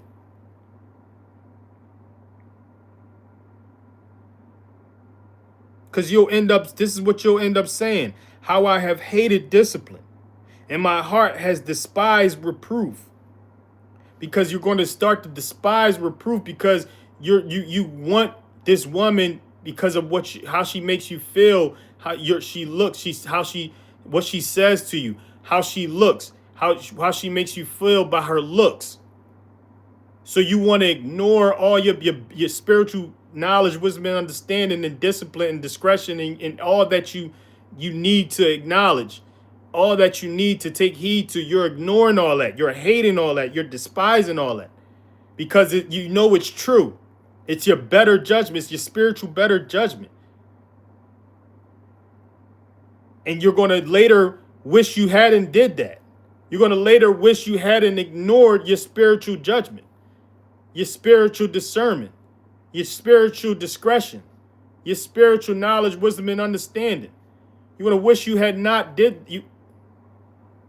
How I have hated discipline, and my heart despised reproof. Verse 13, and I have not heeded the voice of my teachers. Who are the teachers? The teacher of teachers first of all, at the time, the teacher of teachers was the Most High Yah. And those who shared those teachings, shared his instructions. Then later, his only begotten son, the teacher of teachers, and his lessons and his teachings and his demonstrations and his examples. So you ignored the Most High and his only begotten son and the people he spoke through. The people he spoke through, which is what we're reading now. He's speaking through Solomon. And you're going to end up saying, damn, I ignored those people. I ignored the people who spoke the words of God. And I have not inclined my ear to those who instructed me, the instructions of God. Those who instructed me, the instructions of God. I ignored them. And Solomon put he put an exclamation mark on it, like he screamed. And I have he said, and I have not inclined my ear to those who instructed me. Like, fed up. This is what you go. This is where you're going to be. This is how you're going to be. You're going to be so pissed off with yourself that you ignored the spiritual words of God when he spoke through the people he sent you. He sent to you to speak. He spoke through these people. He spoke his instructions. He tried to instruct you through these people. His instructions. He tried to teach you his teachings through the teachings of his only begotten son through these people. Verse 14, in a little while I was in all evil, in the midst of an assembly, in a congregation. Now you're at odds with the people of God. You done separated yourself from the children of Yah, the spiritual children of Yah, who are in this, who makes this assembly, makes this congregation, who gather in the name of his only begotten son. And you didn't want to listen to them. You didn't take heed to what they had to say when they came to instruct you and teach you. The instructions of God and the teachings of the only begotten son. You didn't listen. So you're at odds with them. You're at odds with them.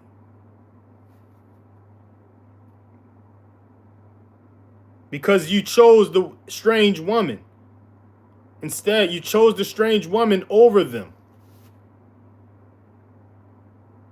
The strange woman that don't consider the path of life, which is the strange woman that don't consider the instructions of God. The strange woman that don't consider the teachings of his only begotten son, which is the path of life, true life, spiritual life, the only life, the life in the hereafter, in the spirit realm. The only way to that. You chose this woman that don't consider any of that. They don't consider any of that. This is the book of Proverbs, by the way, chapter 5. And from verse 3 to verse 14 is how you don't want to end up choosing the strange woman who don't consider the instructions of God over the spiritual children of God who came to you to warn you and instruct you and teach you the instructions of God and the teachings of his only begotten son. You don't want to end up like this. Verse 15, drink water from your own cistern and running water from your own well. Verse 16, should your springs be scattered abroad, rivers of water in the streets?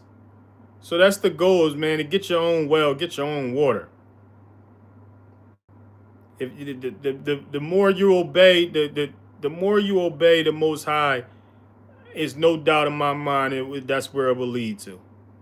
You're going to eventually either is going to be have your water here in the now, or you're going to eventually you're going to eventually have the water in the kingdom in the hereafter, and strive to be obedient, and you'll have all you need. You'll have your own, pretty much. You'll have your own. You'll have your own, and you'll keep your own. Verse 17, let them be only your own, and not for strangers with you. Verse 18, let your fountain be blessed, and rejoice with the wife of your youth. Rejoice with the wife of your youth. Rejoice with the wife of your youth while you're young. The woman that you're with, rejoice with her.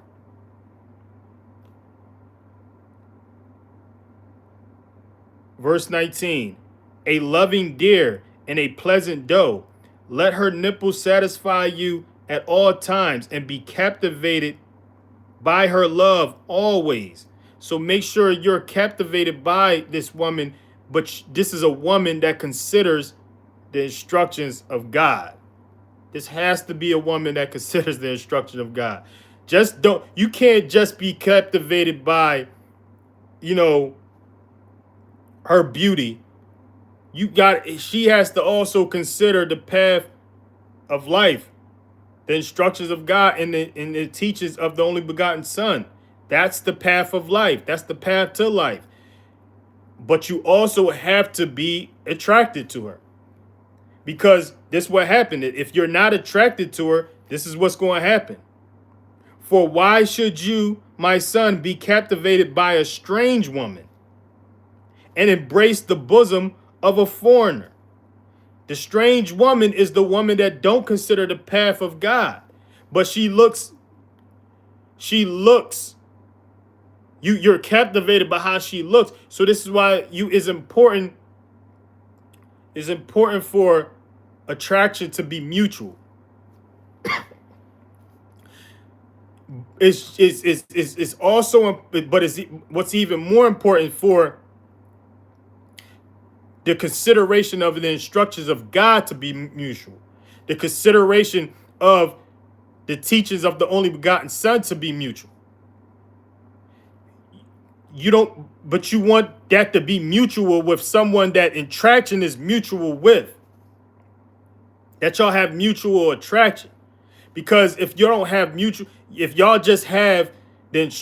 mutual with the instructions of God, if y'all just mutual with the instructions of God, you're going to find yourself, but you're not attracted to each other, or one is attracted to the other and the other is not attracted. You're going to find yourself being attracted. You're going to find yourself falling victim to the strange woman who's attractive, who doesn't consider the instructions of God. But she's attractive, so you're trying to ignore all that. And you're going to find yourself in the book of Proverbs Chapter 5, verse 3 to 14. You're going to find yourself where that leads to. This is why you got to rejoice with the wife of your youth, but you have to make sure she's a loving deer in your eyes and a pleasant doe. And you have to make sure her nipples satisfy you at all times, and you're captivated by her love always. You're captivated by her love always, but she considers the path of life. She considers the instructions of God. She considers the teachings of the only begotten Son. You have to be captivated by her, a woman like this. If you're not captivated by a woman like this, then you're setting you're setting yourself up, and you're wasting her time. You're wasting your time and you're wasting her time. And y'all could just be brothers. Y'all could just be brothers and sisters in the Mashiach if it's just all about the path of life and the instructions of God. Let that be that. But you can't be just that. You gotta be actually attracted to this one, because you're gonna be you can't help yourself being attracted to who you're going to be attracted to. So you have to make sure you're attracted to who you're with. You have to. Otherwise, you're going to be captivated by a strange woman and embrace the bosom of a foreigner. This is the book of Proverbs Chapter 5, by the way. If nobody broke this down to you in this way, I'm breaking it down to you now. This is what this is talking about. This is what this means. This is what this is about. You don't want to fall victim to this strange woman. But you also don't want to you also don't want to waste the time of a woman that's your sister in the instructions of God, your sister in the teachings of the only begotten Son, and that's all that y'all have in common. You don't want to waste the time. That it can't just be that. If you're not attracted to her and she's not attracted to you, y'all can't force something, and you're going to end up showing yourself to be who you're attracted to, or she's going to end up showing herself who she's attracted to. She's going to end up showing herself who she wanted, and that's just so either it's mutual attraction or y'all just brothers and sisters in the word, and that's it. Y'all brothers and sisters in the instructions of God, the path of life, and that's it. It's either y'all brothers and sisters and y'all attracted to each other, and that's a match, and it's key, and y'all can rock and roll and on the rock, which is the rock, the assembly of the Most High and his instructions, or just rock on the instructions and that's it. Like, don't waste each other's time, man, if it's not a mutual attraction.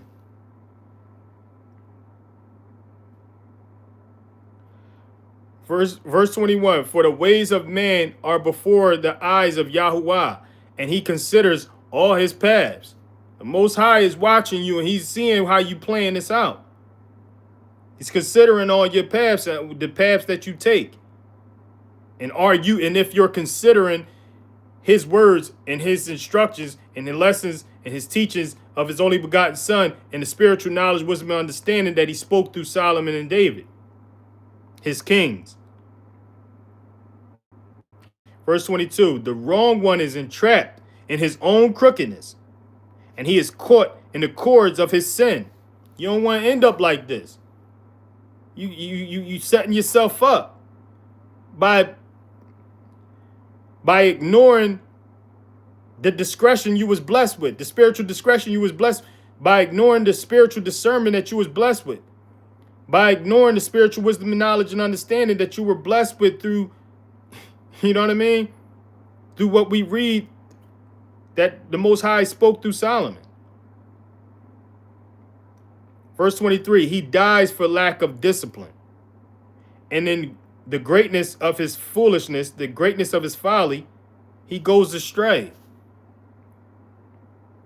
We all can fall a victim to this, man. Our flesh is weak. Our flesh is the weakest. I can say all of this, and I fight my flesh from all of that I speak, all of what we just went over. I fight my flesh daily from this, from falling victim to strange women. I fight I deny my flesh daily from the strange woman. And it's a struggle. The struggle is real. It ain't a joke. These strange women and their behavior has been this way since the time of Solomon, as we can see. Read chapter 5. Read the book of Proverbs chapter 5 over, man. Read it again. If you pulled up at the last minute and you didn't catch everything I just, put down, read it again and see what's to come to you playing with the strange woman. Playing with the strange woman who doesn't consider the path of life, which is the instructions of God, who doesn't consider the path of life, which is the teachings of the only begotten Son.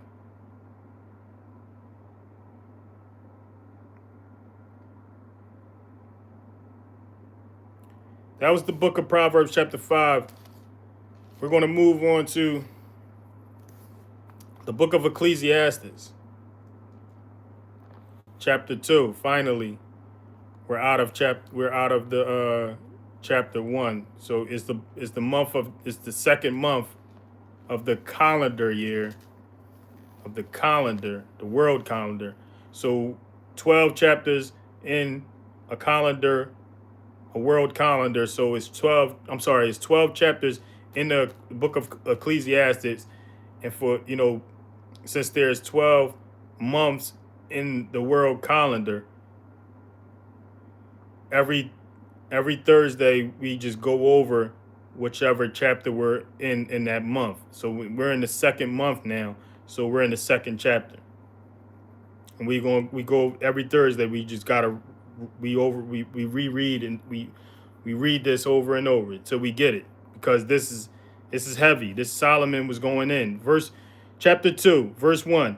I said in my heart, come now, let me try you with rejoicing and find out what is good. But see, that too was futile. So just to give context, this is Solomon. This is known to be Solomon, the wisest man who lived at the time. And he set out to do all he put his mind to and all he put his heart to. Whether it was foolishness, whether it was mad, insane, or wise. He basically, lived his life to the fullest and and searched the ends of the earth to find out everything. And this basically what he came away with is that all is futile because all was according to the flesh. All was according to the flesh. And anything that's according to the flesh, being as though the flesh has expiration date. And if you're doing all this labor, all this work, and putting all this searching and researching and living all this life toward according to the flesh and for the flesh and for the fulfillment of the flesh, it's futile. It's meaningless. It's nothing. It leads to nothing because the flesh is going to eventually lead to nothing. It's the expiration date. It's the spirit that you have to basically work your whole life for. You have to do the work of the spirit, which is the work of the harvest. Learning the lessons and the teachings of the only begotten Son and the demonstration and examples of the only begotten Son, and teaching the lessons and the teachings of the only begotten Son and the demonstrations and examples of the only begotten Son. That's the work. That's what makes the life meaningful. That's what makes your life purposeful. We see that. It's crazy how you can see that through Solomon and that's all the book of Ecclesiastes is about how meaningless the work of the flesh is and how purposeful the work of the spirit is. The work of the harvest, the work as far as making disciples of yourself and making disciples of the nations, meaning a disciple is a taught one, a student, making students of the Messiah out of yourself and making students out of the nations using his teachings, using his teachings and using his lessons and in the instructions of his father. And Solomon is a perfect example of this, how it's a difference. The work of the flesh is meaningless, it's futile. The work of the spirit is purposeful and meaningful, because it's the only thing that has life after. It's the only thing that has existence after. It's the only thing that has an extension. The flesh has an expiration date. The spirit has an extension. Verse 2, I said in my heart, come, now let me try you with rejoicing and find out what is good. He trying to find out what is good. But see, that too was futile. I said of laughter, it is madness, and of rejoicing, what does it do? So he's like, he's breaking down everything that you could possibly experience in life, in the flesh. Laughter, madness, being silly, being foolish, doing something crazy, going on, doing something, that's that gets your adrenaline going. Doing something thrilling, you know what I mean? That's bringing thrills. He's put his mind to, he set his heart to all of that. And he's like, yo, like, what does it do? What does it do? This is the book of Ecclesiastes Chapter 2, verse 2.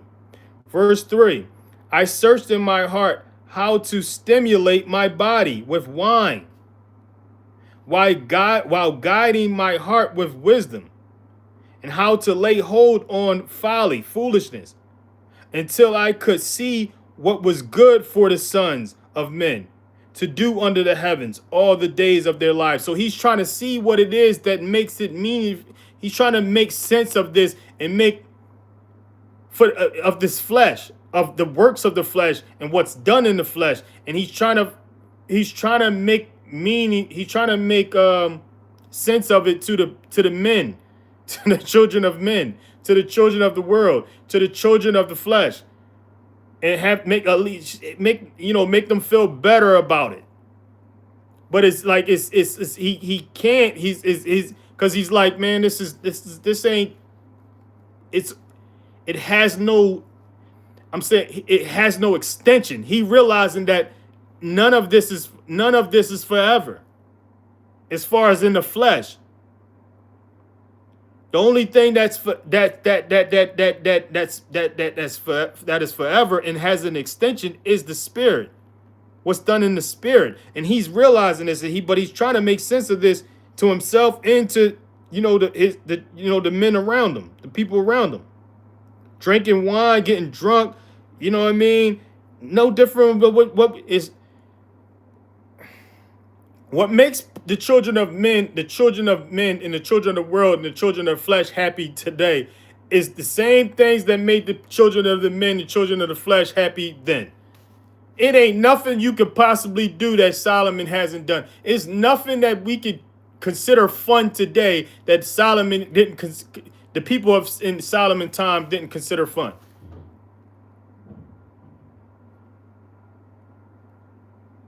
It's nothing new under the sun. He's put his mind to doing all this. I searched in my heart how to stimulate my body with wine, while guiding my heart with wisdom, and how to lay hold on foolishness, until he could see what is good for the sons of men, to do under the heavens all the days of their lives. Like he's trying to make sense of it and make good of it, and you know what I mean, give these men hope. Verse 4, I made my works great. I built myself houses. I planted vineyards for myself. Verse 5, I made gardens and parks. This could be an equivalent to the amusement parks. This man built all this stuff. He built all this stuff around him, houses, area, all that. And he's like trying to, he's trying to fulfill the flesh. He's trying to fill that void. I made my works great. I built myself houses. I planted vineyards for myself. I made gardens and parks for myself. And I planted all kinds of fruit trees in them. Verse 6, I made pools of water for myself. So he had the pool, he had the crib, he had the mansion, he had the park, the amusement park, equivalent to an amusement park today. He had all that. He built all this up. Big pool, everybody invited, party, wine. We doing it up. This is what he was doing.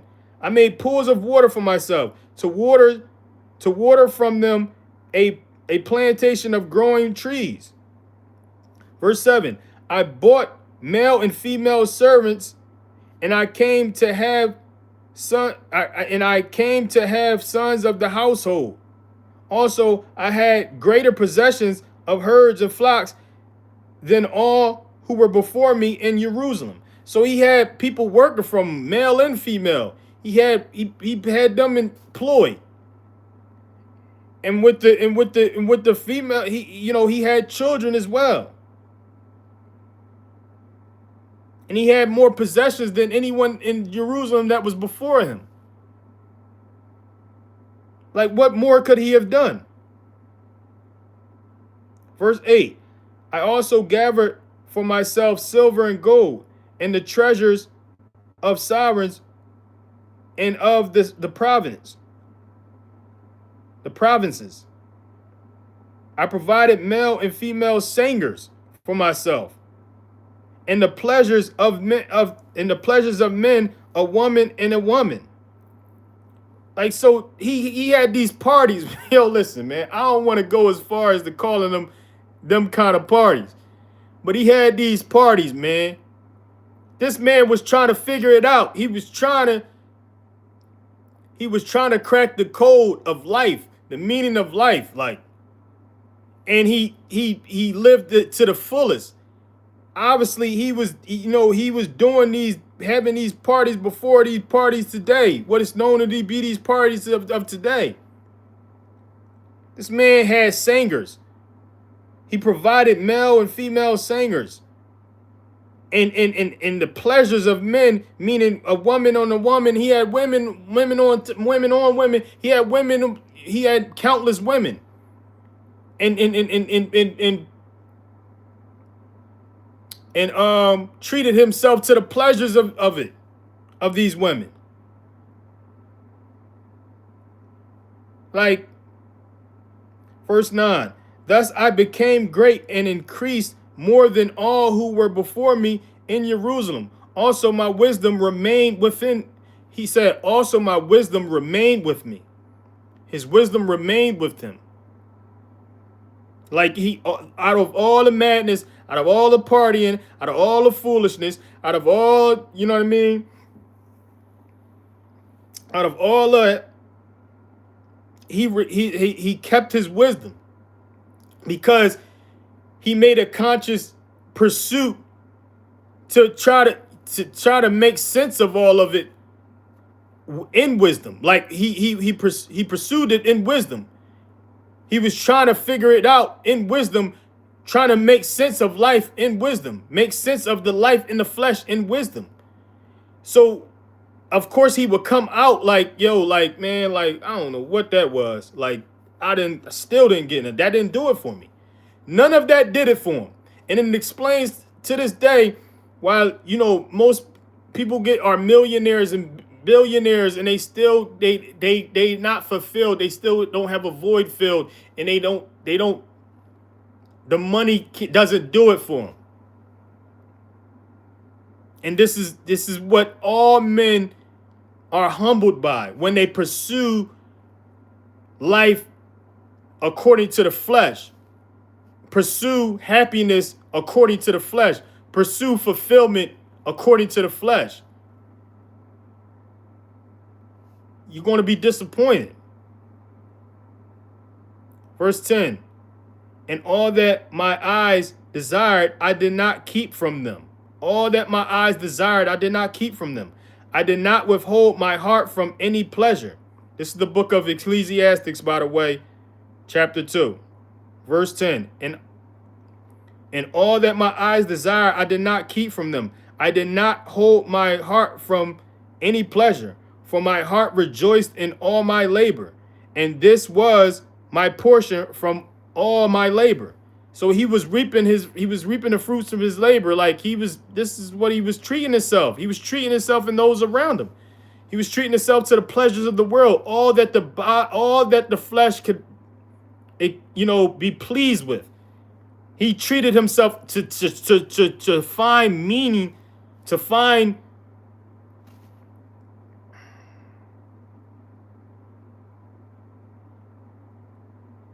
this is what the flesh, this is what leads to men being humbled by the experience of life in the flesh. Is that it wasn't worth it. It meant nothing. It doesn't fulfill anything. Verse 11, but when I looked on all the works that my hands had done, and on the labor in which I had toiled, see, all was futile, meaningless, and feeding on wind. And there was no gain under the sun. Like he didn't gain nothing from it. He didn't get nothing out of it. It didn't do it for him. It didn't satisfy him. Verse 12, and I turned myself to look at wisdom and madness and foolishness. For what would the man do who comes after the sovereign except what already has been done? What has these people done today that Solomon hasn't done? This is what he's saying. What are these people that's to come after me? What are they to do that I haven't done? What are they to do that I haven't done already? How are they to be fulfilled where I couldn't find fulfillment in? How are they to find satisfaction in in areas I couldn't find satisfaction in? Where, how? Where and how? Verse 13, then I saw that wisdom is better than foolishness, as light is better than darkness. This is what he's seen. He realized that spirit was better than flesh. Spiritual wisdom was better than fleshly foolishness. This is what he came to understand. This is what he took away. This was his takeaway. This was his conclusion. Then I saw that wisdom is better than foolishness. It's better to be spiritually wise than fleshly foolish. As light, spirit, is better than darkness. Verse 14. The wise one's eyes are in his head, but the fool walks in darkness. And I also knew that one event befalls them all. So what's to come to one is to come to the other. So, and this is what leads him to say this. Verse 15. And I said in my heart, as the event of the fool, even so it befalls me. And why was I then more wise? Then I said in my heart, this also was futile. He like, man, like what's gonna happen to this fool can happen to me, even though I'm wise. Even though I'm wise, I could get the same event. I could get the same traumatic or tragic event happen to me that'll happen to this fool. And even that's futile. He like, hold up, man, that don't make sense. He like, man, that don't make no sense. But he's figuring this out in real time, and he's venting and he's expressing this in real time in scripture. And it just happened to be a blessing to be in scripture and be in record, to be documented, because this is in real time him really like analyzing life, analyzing his actions, and analyzing, the results of in the events and what's to come to both wise and foolish. But he realized it's better to be wise than foolish, and better to be in light than darkness, spirit than the flesh. Verse 16, for there is no more lasting remembrance of the wise than of the fool, since in the days to come all is forgotten. And how does a wise man die? With the fool? How does a wise man die? With the fool. Like he like, and he has to be speaking about the flesh. In the flesh, the wise one in the flesh dies with the foolish one in the flesh. But the difference is the wise one, if he's spiritually wise, extends its stay in the spirit through the teachings and the lessons of the only begotten Son. This is why the only begotten Son came along, to make sense of all of this, to make better sense of this than what Solomon could, than the sense that Solomon can make.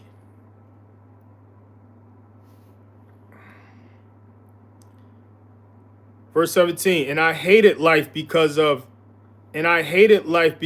work that was done under the sun was evil on me. For all is futile and feeding on wind.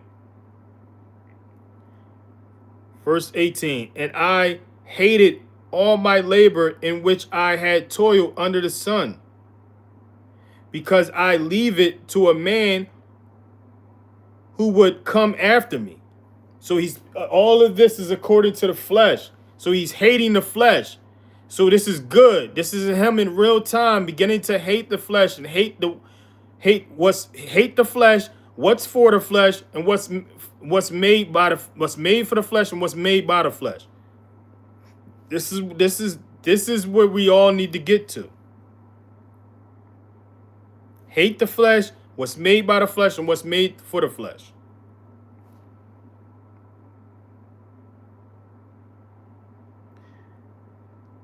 Because he's like, man, all I'm doing, putting all this work in the flesh, and I do nothing but leave this behind. Verse 19.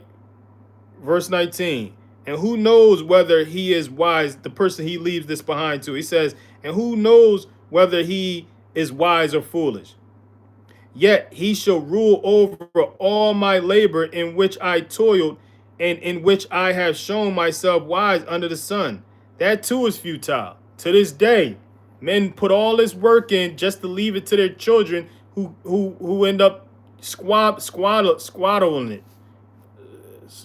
I hope that was the way I think that's how you say that. You understand what I'm saying? Like, they end up blowing it all to nothing. They end up, tearing businesses and corporations and legacies apart and spending all the money up in the wrong places. Bad investments, bad spending. And this too is futile.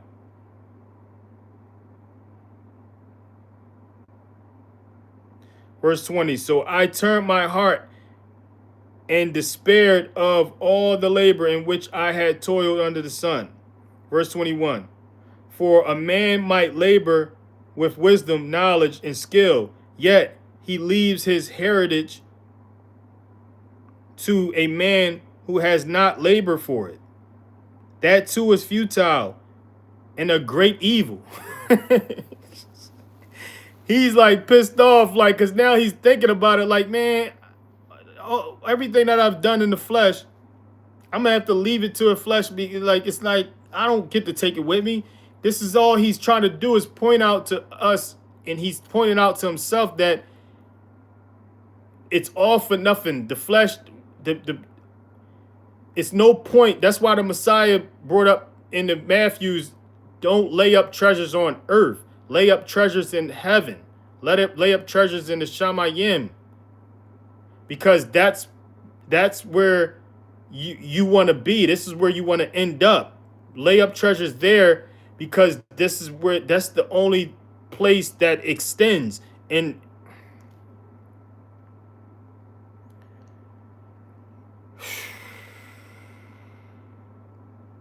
verse 22, for what does a man get for all his labor and strain of his heart, with which he has toiled under the sun? Verse 23, for all his days are sufferings, and his work grievous. Even in the night, his heart takes no rest. That too is futile. Even in the night, he overthinking, trying to figure out, the next move or what he has to do or who he has to do something for and what he has to do, what he has to be, or how to protect his, how to be better, how to rule, how to lead, how to The task, even when you're trying to get sleep, it's never ending. This is what he's realizing in real time and sharing with us, trying to warn us. And most read this and overlook it and don't see the warning that he's giving us about the pursuit of the flesh. Verse 24, a man could do no better but to eat and drink and enjoy himself in his labor. That too I saw was from the hand of Yah, from the hand of Elohim, from the hand of God. So he found something that was from the hand of God. And this was his conclusion, that you can't do nothing but it's nothing better for a man to do but eat and drink and enjoy what he do as far as work. Enjoy the work that he does. Enjoy the work. Do something that you love to do. Let your work be what you love to do. This is what Solomon came away with. Let your work in life be what you love to do, and you can't do nothing better in life but to enjoy your drink and your food from what you work for, doing what you love to do. The work that you love to do and eat and you can't do nothing better but eat and drink. This is from the hand of God. This is from God. This is what he came away with. This was his takeaway. This was his conclusion.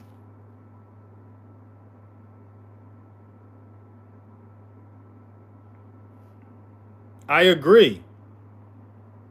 That's all. That's the best we can do in the flesh. 6 days we labor, the seventh we rest.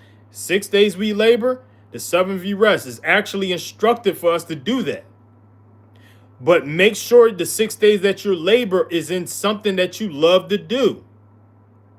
Make sure that your work is and if you're not able to do what you love to do, let that be the goal. Let that be the pursuit. Do what you have to do until you're able to do what you love to do.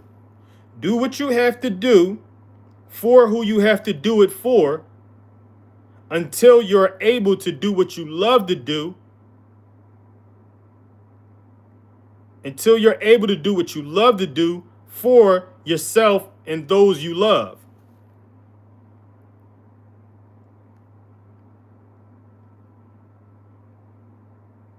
This is all we can do in the flesh. While doing the work of the spirit to extend our stay in the spirit realm. So do your work, do the work of the flesh, do what you love to do in the work of the flesh. But you have to make time to do the work of the spirit. You have to. You have to make time to make disciples of the nations. You have to make time to make students of the nations. You have to make time to make taught ones of the nations. You have to make times to make taught ones of yourself. That's mandatory. That's mandatory as a believer. It's mandatory. It's no getting around making the disciple of yourself out of the teachings of the Messiah and making disciples of the nations out of the teachings of the Messiah, using the teachings of the Messiah. That's the work of the harvest. That's what extends your stay in the spirit realm.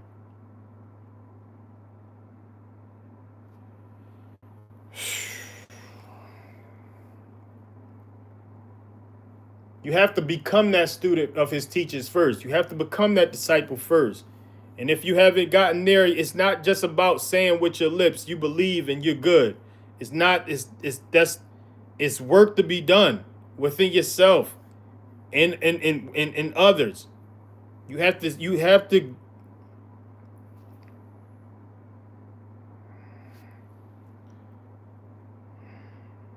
Verse 25. For who eats or who finds enjoyment without him? Who eats and finds enjoyment without God? This is what he came to know. This is what he concluded. Let me read what he said prior to that again. A man could do no better but to eat and drink and enjoy himself in his labor, meaning in the flesh, in the labor of the flesh.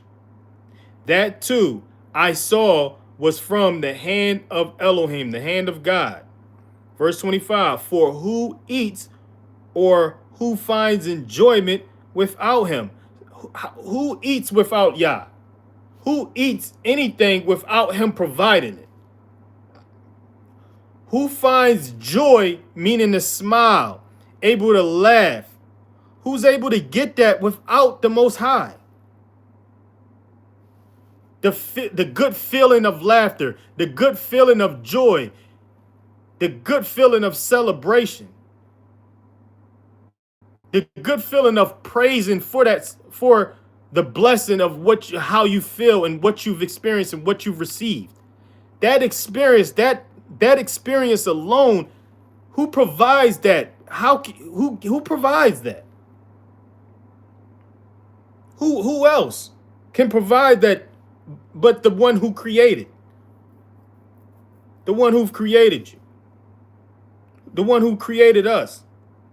So this is what he's saying, for who eats or who finds enjoyment without God.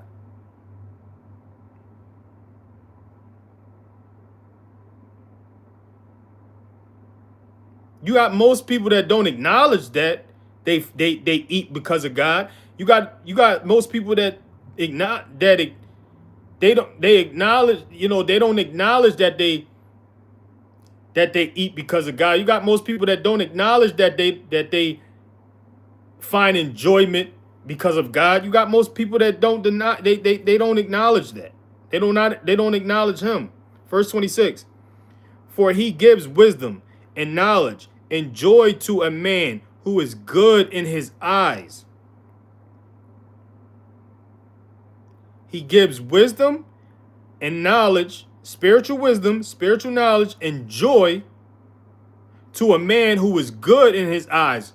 Who's a man who is good? One who follows God's instructions. Who's one who is good? One who follows God's instructions. Consider the path of life, which is his instructions and the teachings and lessons of his only begotten Son.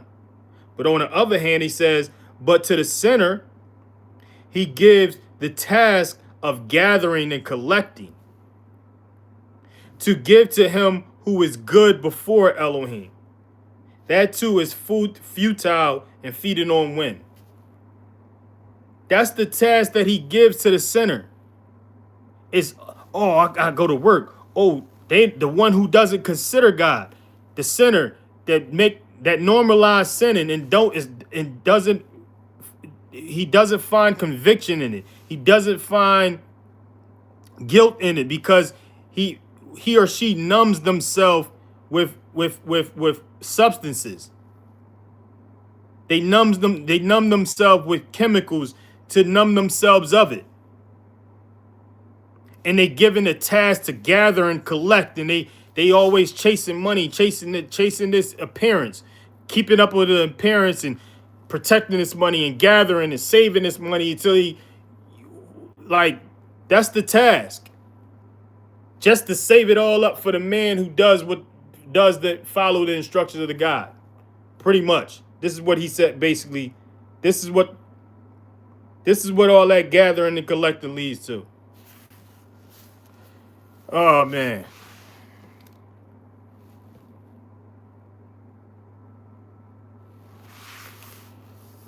Yeah. That was that. For some reason, something happened on the other end, but hallelujah, hallelujah, praise Yah. May all glory be to Yah, Yahuwah, Shabbawoth, Yahuwah Almighty, Yahuwah Most High, Yahuwah El Shaddai. Thank you, Yahuwah. Thank you, Yahusha, Yahushua HaMashiach. It was you who said that when 2 or 3 are gathered in your name, you are amongst us. You are in our midst. So with that being said, Master Yahushua HaMashiach, son of Yah, with that being said, since you are in our midst, since we are gathered, even though it's virtual, I ask that you help us heal from whatever it is that we need healing from. Those who gather in your name, Master Yahushua HaMashiach, son of Yah. Master Yahushua HaMashiach, son of Yah, since you are in our midst, I ask that you help us and our loved ones heal from whatever it is that we need healing from. Find comfort in our loved ones, to find comfort in whatever we need to find comfort in. Whatever we need to find comfort from. Master Yahushua HaMashiach, son of Yah, since you are in our midst, I ask that you help those who gather in your name find relief in whatever it is that we need to be relieved from. We need relief in.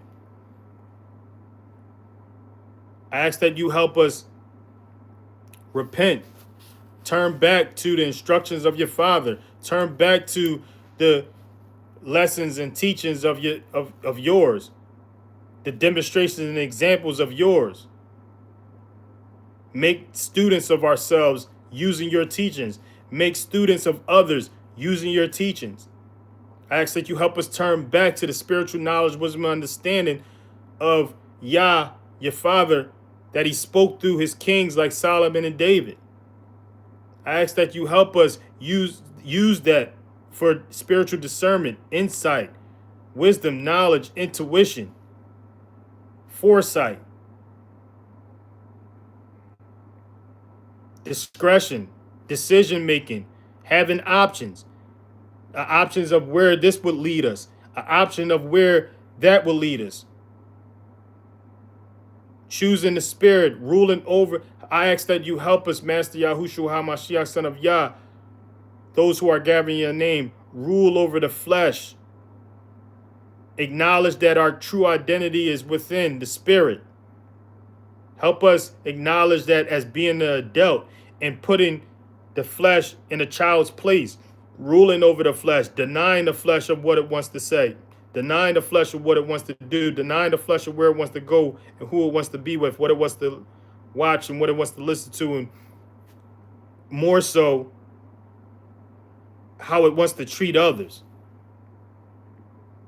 Because what we watch and what we listen to only benefits the flesh.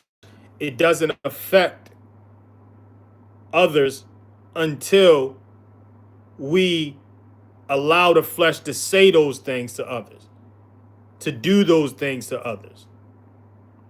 Give us the strength to deny ourselves from doing that. Deny ourselves from saying that. Give us the ability to tap into the true identity of the spirit within, and in order for us to do the work so we can extend our stay in the spirit realm and extend our stay in the kingdom as spirit beings, spiritual children of your Father, through you being the only begotten Son, Master Yahushua HaMashiach, son of Yah. Send your comforter so we can be comfort in this task, comfort in this life, comfort in this flesh, because the flesh has anxiety, the flesh has depression, the flesh has fear, the flesh has worry, the flesh has all kinds of life that's waiting on us tomorrow. Help us find comfort. Send the comforter. I ask that you send the Spirit to those who strive to be obedient. And that's who receives your Spirit. That's who receives the comforter. That's who receives the set apart Spirit in order to get through these days, in order to get to tomorrow, in order to get to tomorrow. Let it be, Master. Let it be. Till next time, siblings, peace, love, shalom, shalom, peace, and love.